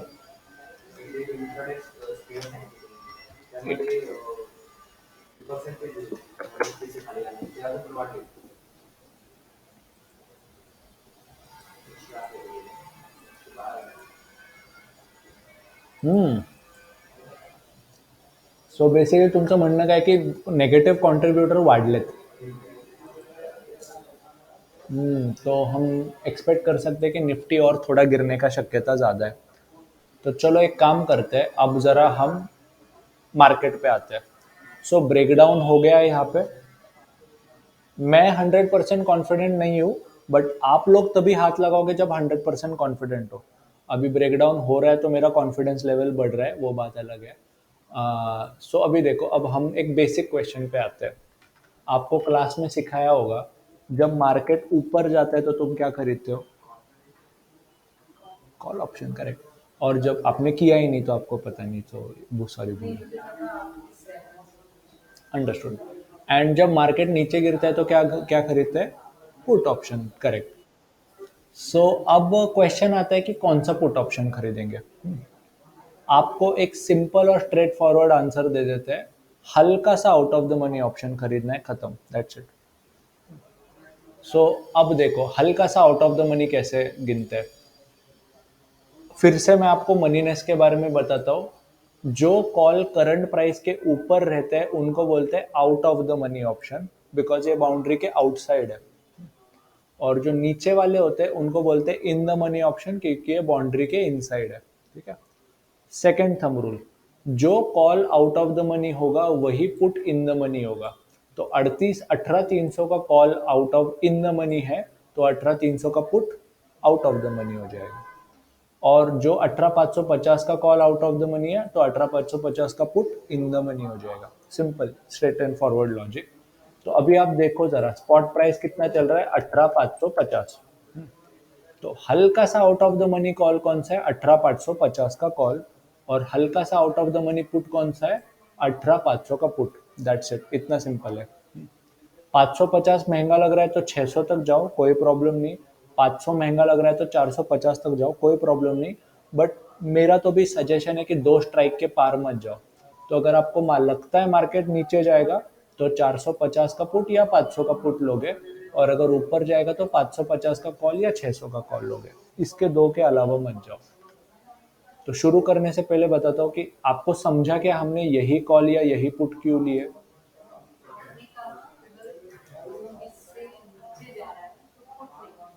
अगर मुझे एक्सपेक्टेड है कि निफ्टी 18,550 से नीचे जाएगा तो मैं पुट ऑप्शन खरीदूंगा। कौन सा पुट ऑप्शन खरीदूंगा? एट द मनी, 18,550 का पुट या 18,500 का पुट।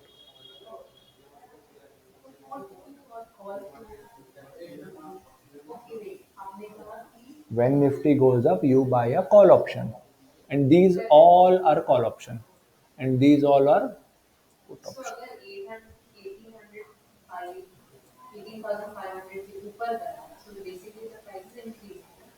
ऑफ कॉल ऑप्शन नहीं। अगर 18,500 के ऊपर गया, यानी कि 18,500 चल रहा है, अगर इस पॉइंट से मैं एक्सपेक्ट कर रहा हूँ कि निफ्टी ऊपर जाएगा, तो मैं कॉल ऑप्शन खरीदूंगा, बाय करूंगा। और अगर मुझे लग रहा है अगर करंट प्राइस से नीचे जाएगा तो मैं पुट ऑप्शन फिर भी बाय ही करूंगा। यस, होगा होगा। तो इसलिए ना ऑप्शन चेन को जरा ध्यान से समझो। ग्रीन कैंडल आ गया तो अब पता नहीं मुझे क्या होगा, बट फिर भी एक कोई तो भी ट्रेड लेना है, इसलिए मैं आपके लिए ले ही लेता हूँ। लेट्स सी इस अकाउंट में पैसा है क्या। ठीक है, 1000 टाकलेले 500 वर आणले, ठीक है। ठीक है, जाने दो। 500 से जो होगा वो करेंगे, जाने दो। ये तो रैंडम ट्रेड ले लेंगे।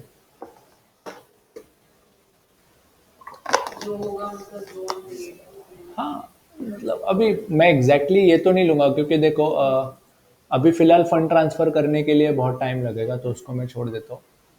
बट अगेन,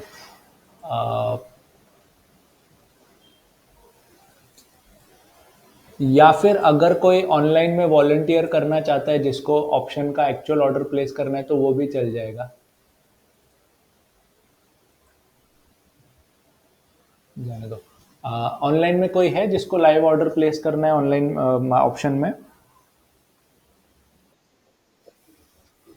ठीक है, चलेगा। सो एक काम करो, तुमचा जो स्क्रीन शेअर चालू करा, मी माझा स्क्रीन शेअर बंद करतो।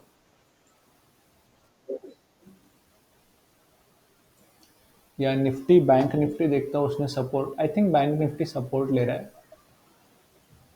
दिख रहा है।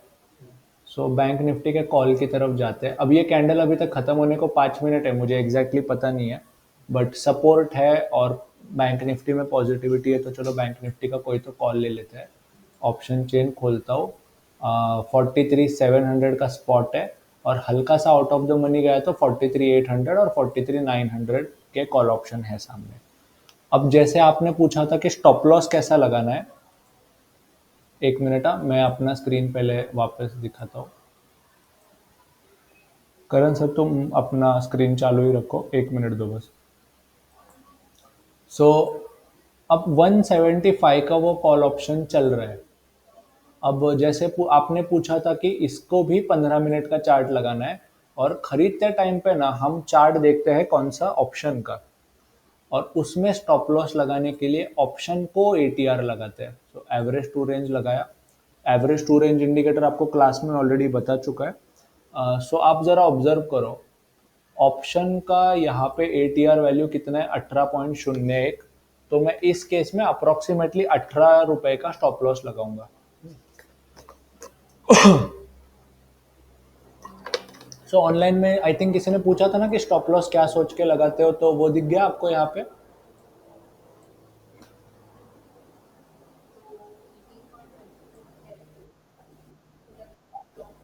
पहले खरीद तो लेते हैं ना, अभी देखो बात करते करते वो 4 रुपए बढ़ गया, बट कोई बहुत बड़ी बात नहीं है। मूवमेंट बहुत कॉमन है, 20 पॉइंट का मूवमेंट कॉमन है बैंक निफ्टी में। सो अब एक काम करते हैं, बेसिकली आपको क्या करना है, ऑप्शन के चार्ट पर एटीआर देखना है। 18 रुपए दिख रहा है तो 18 या 19 रुपए का 20 रुपए का स्टॉप लॉस लगा के छोड़ दो। सो करण सर, परत तुमचा स्क्रीन शेअर चालू करा, मी माझा बंद करतो।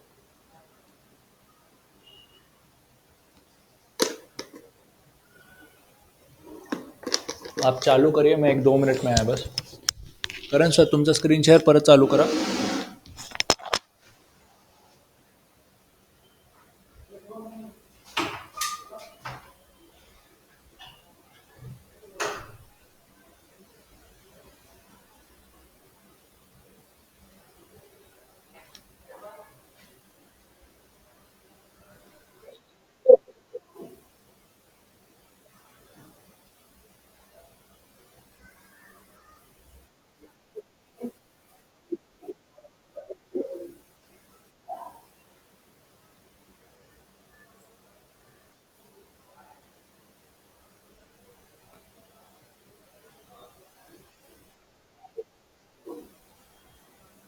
एक मिनट, वो आ रहे हैं।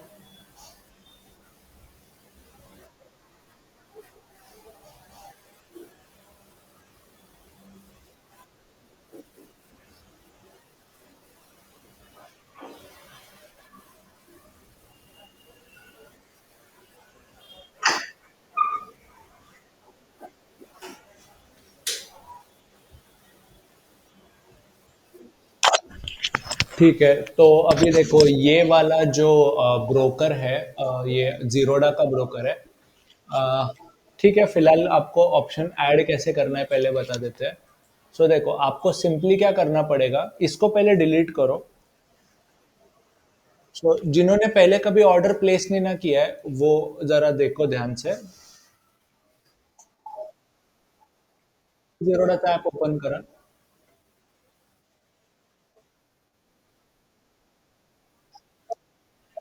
एक काम करा, तेव्हापर्यंत तुमचं माईक बंद करा, बाहेरून खूप हे येतं डिस्टर्बन्स।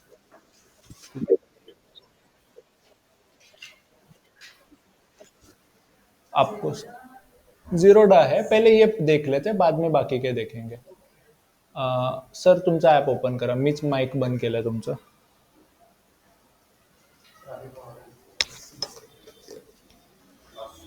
हम्म। जीरोधा भी ब्रोकर ही है ना, लाइक अपस्टॉक्स। यस, बहुत सारे ब्रोकर्स, हाँ, it's is also broker like Upstox. So सबसे पहले ना शेयर का नाम ऐड कैसे करना है, हर ब्रोकर का यही सेम सिस्टम रहेगा। तो सिंपली सर्च के बटन में जाओ, और सबसे पहले लिखो बैंक निफ्टी। आप अपने ऐप में भी ट्राई कर सकते हो। बैंक निफ्टी में स्पेस मत दो, पूरा लिखो बैंक निफ्टी। आप एक काम करो मैम, आप पहले सिर्फ देख लो। तुम्ही नको, तुम्ही ऑलरेडी टाकलाय ना ऑर्डर, सो चालेल, परफेक्ट चलेगा। आप फिलहाल के लिए ना बाकी सब लोग ऑर्डर डालो मत, सिर्फ देख लो। एक बार इनका हो गया तो फिर बाद में आप खुद से ट्राई करो।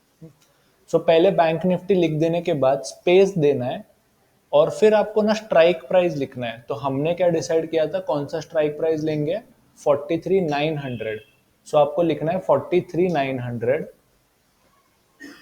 फिर आपको स्पेस देने की नहीं है जरूरत, सिर्फ स्ट्राइक लिखा, दो ही चीजें लिखा तो भी काफी है, निफ्टी 18,700 या बैंक निफ्टी 43,900 इतना लिखो। और सबसे पहले जो दिख रहा है ना वो मंथली एक्सपायरी है, आपको मंथली एक्सपायरी नहीं लेनी है। हमने जो थोड़ी देर पहले देखा था वो वीकली एक्सपायरी थी। तो निफ्टी बैंक निफ्टी के ऑप्शन में हर हफ्ते कॉन्ट्रैक्ट एक्सपायर होते हैं। तो आपको ना 3 नंबर पे निफ्टी 15 दिसंबर 43,900 का सीई दिखाई देगा। सीई मतलब कॉल ऑप्शन, पीई मतलब पुट ऑप्शन। दिख गया? सो देखो इन्होंने सामने ऐड करके रखा है बैंक निफ्टी 15 दिसंबर का 43,900 का कॉल। अब आपको बाय के बटन पे बस सिंपली क्लिक करना है। कर दिया। अब आपको जो दिख रहा है उसको बोलते हैं ऑर्डर विंडो। अब इसमें क्या क्या रहता है जरा देखो। तो ये 15 दिसंबर मतलब बेसिकली आज का नहीं सिलेक्ट करना है बट नेक्स्ट क्लोजेस्ट। सी, आज फ्राइडे, सो कल 8 दिसंबर था। सो कल 8 दिसंबर का कॉन्ट्रैक्ट 3:30 बजे खत्म हो गया। So if you are buying this on 7, तब आप 8 दिसंबर वाला लेते। बट अभी अगला एक्सपायरी 15 का ही है ना। सो लेटेस्ट एक्सपायरी कौन सा है? 15 का है। सबसे सस्ता भी 15 ही होगा। सो इसको जरा गणित करते हैं। 175 रुपए के 25 क्वांटिटी, तो अपना खर्चा कितना होगा? मोस्ट प्रोबेबली 3,000 के आसपास। तो अब देखो इसमें क्या क्या है। सबसे पहले आपको क्वांटिटी दिखेगा 25 का। सो बैंक निफ्टी के लॉट होते हैं 25 के। सो 25 के मल्टीपल में काम करते हैं। सो एक लॉट मतलब 25, दो लॉट मतलब 50, ऐसे काम होगा। तो फिलहाल आप एक ही लॉट ले लो। और प्राइस जो है वो आप अपनी मर्जी से कुछ भी लिख सकते हो। फिलहाल हम सजेस्ट करते हैं कि करंट प्राइस ही बाय करो, जो प्राइस सामने चल रहा है। सो फिलहाल आप क्या करो, प्राइस को हम मार्केट कर देते। तो हम क्या सजेस्ट करते हैं देखो, हाँ, मार्केट प्राइस से बाय कर लो, आराम से बाय हो जाएगा। अब सेकेंड पॉइंट, प्रोडक्ट टाइप में आपको इंट्राडे और एनआरएमएल, कुछ कुछ ब्रोकर एमआईएस वर्ड यूज करते हैं, कुछ कुछ ब्रोकर एनआरएमएल यूज करते हो। तो फिलहाल बस इतना याद रखो, इंट्राडे या एमआईएस का मतलब है इंट्राडे, आज खरीद के आज बेचूंगा। और डिलीवरी का मतलब है ओवरनाइट या एनआरएमएल। कुछ कुछ ब्रोकर एनआरएमएल वर्ड यूज करते हैं, कुछ कुछ ब्रोकर डिलीवरी वर्ड भी यूज करते हैं। अपस्टॉक्स वाले इंट्राडे के लिए इंट्राडे और डिलीवरी के लिए डिलीवरी वर्ड यूज करते हैं, कोई अलग नहीं यूज करते। मोतीलाल ओसवाल वाले इंट्राडे के लिए value plus word button use करते हैं और डिलीवरी के लिए एनआरएमएल वर्ड यूज करते हैं। बट एक चीज याद रखो, कोई भी वर्ड यूज करो आपको पैसा तो उतना ही लगेगा। सो देखो इन्होंने सबमिट कर दिया है और इनका शेयर बाय हो चुका है 178 से। तो हमारा सजेशन क्या है, मार्केट रेट रखो हमेशा, एनआरएमएल रखो, दैट्स इट, इतना ही करो। ठीक है? तो आपने कहा मार्केट रेट में कुछ भी एंटर कर सकते हैं प्राइस। यस। इसका मीनिंग क्या है? अगर कुछ और एंटर किया आप तो फिर 180। यस, सो दो चीजें होगा। अब इसमें आपको ना ऑर्डर के टाइम पे सिखाया गया आपको ऑलरेडी कि जब आप करंट प्राइस से ऊपर का प्राइस रखते हो ना, तो फिर भी करंट प्राइस से ही बाय होता है। कंप्यूटर आपको महंगे प्राइस से बाय नहीं करने देता। बट अगर आपने नीचे का प्राइस रखा, समझो 170 रख दिया, तो इस केस में हो जाएगा कि जब तक 170 आएगा नहीं वो बाय नहीं होगा, और 170 आने के बाद ही बाय होगा। उस प्रकार के ऑर्डर को लिमिट ऑर्डर बोलते हैं। लगाएंगे ना, लगाएंगे, रुको जरा। पहले अभी आई थिंक करण जे इन्होंने क्वेश्चन पूछा है। हाँ सर बोलो। केतन जे, केतन, मला एकदम लहान दिसतंय। हाँ सर बोला तुमचा क्वेश्चन।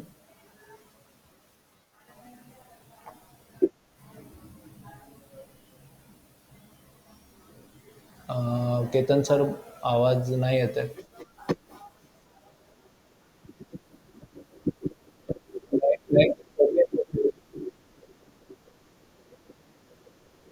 सर बहुत इंटरफियरेंस है आपके आवाज में, तो आप चाहिए तो ऐसा मैसेज पे भेज दो। तब तक अभय सर आप बोलिए।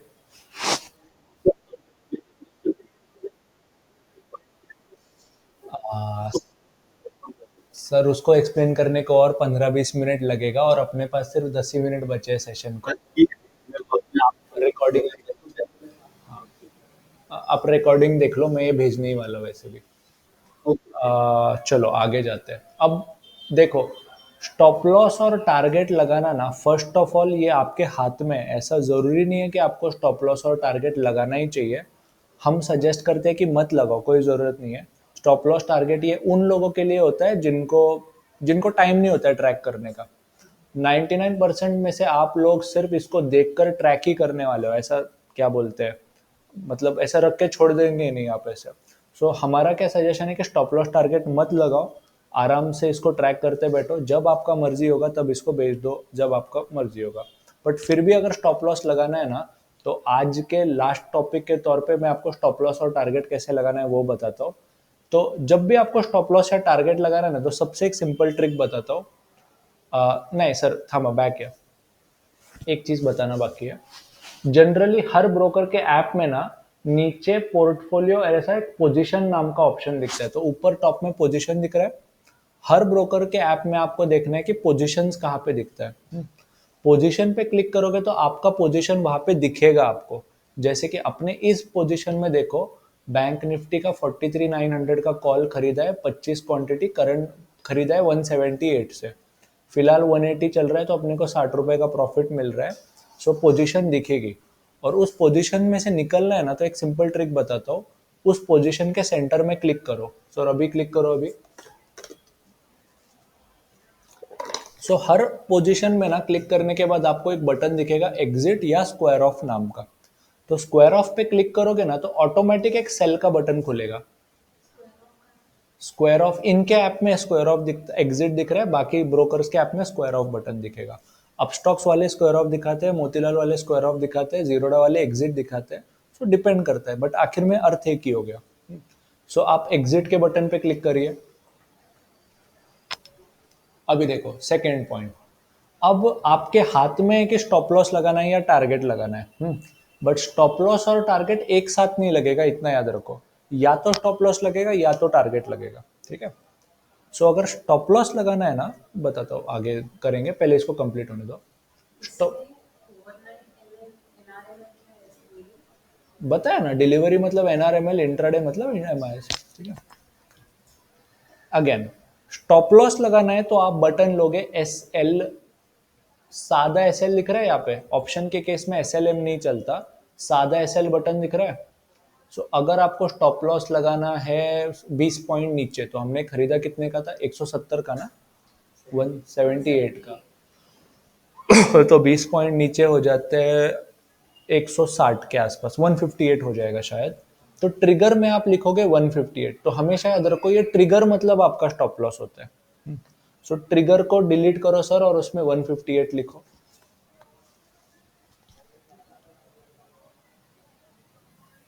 लिखा। अब सेकेंड पॉइंट, ऊपर स्क्रॉल करोगे तो आपको एक और प्राइस दिखेगा। हाँ, ऊपर 181 लिखा है, उसमें आपको 158 के नीचे का कोई भी प्राइस लिखना है। जनरली 5 रुपए नीचे लिख दिया करो। कितना हो जाता है 5 रुपए नीचे, 153, 153 लिख दो। 153, ठीक है। अब कर दो स्वाइप, लग गया स्टॉप लॉस। स्टॉप लॉस कहां पर दिखेगा, स्टॉप लॉस एक प्रकार का ऑर्डर है, ऑर्डर आपको दिखेगा लेफ्ट में। हाँ पार्थ सर बोला।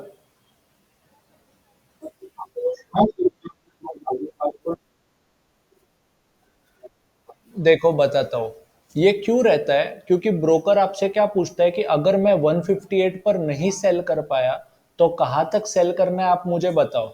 तो आप क्या बोलते हो कि अगर 158 पे सेल नहीं ना हो पाया, तो 5-5 पैसे के गैप से 153 तक जो प्राइस मिलेगा तो वहां पर सेल, वहां तक सेल करते जा।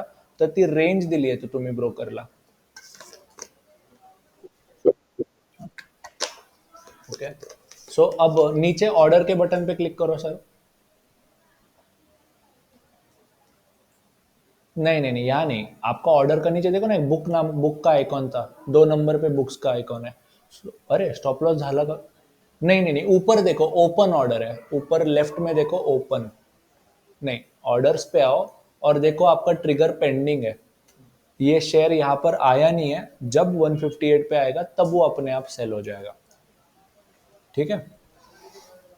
ये ओपन दिख रहा है यहाँ पे नीचे, और ट्रिगर पेंडिंग है।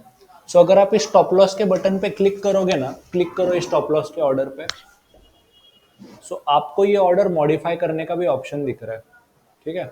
लकीली ये शेयर अभी तक 158 पे आया नहीं है, इसलिए पेंडिंग है। जब आएगा तब अपने आप बिक जाएगा। बट तब तक आप इस ऑर्डर को मॉडिफाई भी कर सकते हो। सो अगर मैं चाहूँ तो इस स्टॉप लॉस को बदल के 158 से 155 पे ला सकता हूँ। सो एक बार मॉडिफाई के बटन पे क्लिक करो। ठीक है, अब इस बार क्या करो, ट्रिगर को 158 से 159 कर दो।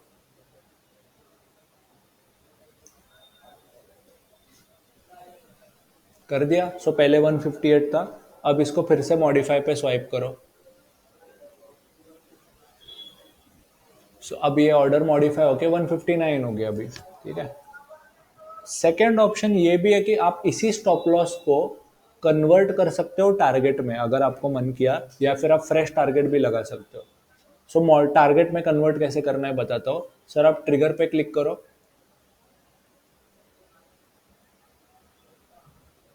फिर से मॉडिफाई पे क्लिक करो। सो देखो, सिंपल थंब रूल है, एस एल मतलब स्टॉप लॉस, लिमिट मतलब टारगेट। सो लिमिट के बटन पे क्लिक करो तो नीचे का ट्रिगर गायब हो जाएगा। हो गया गायब। अब ये टारगेट में कन्वर्ट हो चुका है। सो ऊपर जो प्राइस है ना 153, इसको बदल के आप समझो 230 कर दो। ये पर्टिकुलर पॉइंट्स होगा या हाँ देखो ना, 20 रुपए का स्टॉप लॉस है तो 40 रुपए का टारगेट हो जाना चाहिए। 180 का खरीदा है हमने, तो 9 10 11 12 आई थिंक 220 का टारगेट हो जाना चाहिए। सो 230 220 लिख दिया वहाँ पे। अब आप कर दो मॉडिफाई। सो अब आप नोटिस करोगे कि जो पहले स्टॉप लॉस हुआ करता था, अब वो टारगेट बन गया। सो स्टॉप लॉस के आगे क्या लिख के आता है, ट्रिगर पेंडिंग, बट टारगेट के आगे क्या लिख कर आएगा, ओपन। ठीक है, समझ ले। अब ये भी पॉसिबल है, तो जब शेयर ऊपर चला जाएगा तो ऑन द स्पॉट बिक जाएगा। बट अगर आपको समझो इसको भी मॉडिफाई करके मार्केट प्राइस से शेयर बेचना है, तो वो भी पॉसिबल है। इस ऑर्डर को मॉडिफाई पे क्लिक कर दो।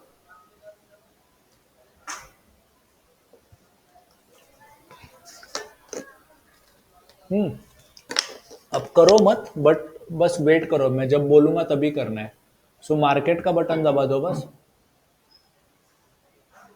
अब मार्केट का बटन दबाने से क्या होगा, जो प्राइस सामने चल रहा है ना उस प्राइस पे अपने आप सेल हो जाएगा। सो मतलब अगर मैं इसको स्वाइप करूंगा तो जो भी ऊपर भाव चल रहा है 173, उस पे अपने आप सेल हो जाएगा। ठीक है सर, मॉडिफाई मत करो, बैक आ जाओ और इस स्टॉप लॉस को पहले, इस टारगेट को पहले डिलीट कर दो। कैंसिल के बटन पे क्लिक करो। सो स्टॉप लॉस और टारगेट लगाना कैसे है वो समझ में आया ना पहले। ठीक है, प्रैक्टिस करो, आपको समझ में आ जाएगा। फिलहाल है इस ऑर्डर को सर कैंसिल कर दो। कॅन्सलच्या बटनवरती क्लिक करा। Yes, perfect. अब वापस से पोर्टफोलियो में आके ऊपर पोजीशन पे आओ। ठीक है, तो फिलहाल तो ये ऑप्शन 175 पे चल रहा है, 70 रुपए का लॉस है। तो देखो, जिनके पास टाइम है मार्केट सामने देखने का, ज़्यादातर लोग तो मार्केट सामने से ही देखते हैं, उनको स्टॉप लॉस टारगेट लगाने की ज़रूरत नहीं है। बट जिन्होंने स्टॉप लॉस लगाया है उनको करंट प्राइस से बेचना है, तो उनको ऑर्डर मॉडिफाई कंपलसरी करना पड़ेगा। बट जो लोग स्टॉप लॉस टारगेट नहीं लगाते, अब हम पर्सनली स्टॉप लॉस टारगेट नहीं लगाते, क्योंकि हमको पता है 180 पे आएगा तो मैं बेच दूंगा, 220 पे आएगा तो मैं बेच दूंगा, तो मैं स्क्वायर ऑफ ही करता हूँ जनरली। और स्क्वायर ऑफ करने के लिए सिंपली क्या करना है आपको, बैंक निफ्टी के इस ऑप्शन पे क्लिक करना है। सब पोजीशन पे क्लिक करो। हाँ, एग्जिट के बटन पे क्लिक करो। और मार्केट तो पहले से ही है, क्वांटिटी भी पहले से ही है, इंट्राडे भी पहले से ही है। अब बस मुझे स्वाइप करना है तो ऑन द स्पॉट सेल हो जाएगा। ठीक है, करण सर तुम्हाला पोझिशन ठेवायची आहे का काढायची आहे?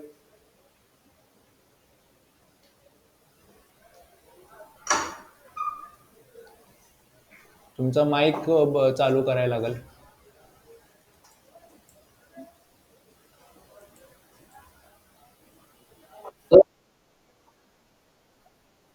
आमचं तरी सजेशन आहे की हिला होल्ड करा, कारण मला पर्सनली वाटतंय की बँक निफ्टी थोडं अजून पॉझिटिव्ह जाणार आहे. ठीक है. सो फिलहाल हम क्या सजेस्ट कर रहे हैं कि आप इस पोजीशन को होल्ड करो, 220 या 230 तक आने का वेट करो, नीचे आएगा तो आप 155 पे एग्जिट करो. बट एग्जिट कैसे करना है वो समझ में आया? ऑनलाइन में बाकी सबको समझ में आया कैसे ऑर्डर प्लेस करना है?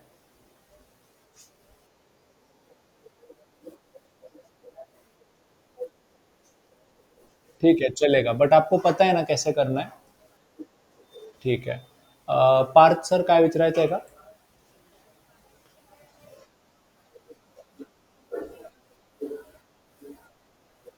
हा. नाही सर, एक बाय केल्यानंतर एकच सेल असतो. तो असा विचार करा, एक बायच्या ऑर्डरच्या विरुद्ध एकच सेलची ऑर्डर असणार आहे. सो जर तुम्ही अजून एक सेलची ऑर्डर लावायचा प्रयत्न केला ना, तर ब्रोकर काय करतो, तो असा समजतो की तुम्ही अजून एकदा दुसरा शेअर सेल करायचा प्रयत्न करताय. मग तो अजून एक्स्ट्रा पैसे मागायला सुरुवात करतो. येस. या तो स्टॉप लॉस या तो टारगेट, करेक्ट. ठीक है, चलेगा. तो हमारे पास और 5 मिनट है. तू त्या कम्प्युटर ऑनलाइन चालू करू शकतोस. सो हाँ, तो हमारे पास और 5 मिनट है. किसी को और कोई क्वेश्चन पूछना है क्या? सो अभी हमने देखा बैंक निफ्टी 43,900. ठीक है.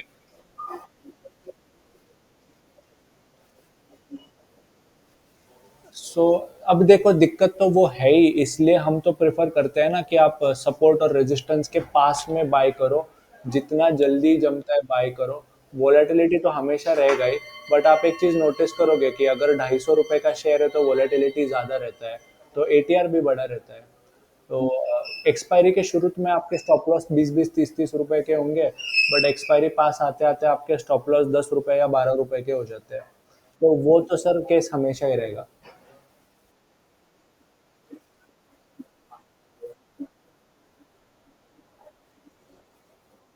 हाँ, वही प्रेफरेबल है. Yes, yes. एक मिनिट, एक मिनिट. रुचा मॅम, तुम्हाला काय विचारायचं आहे का?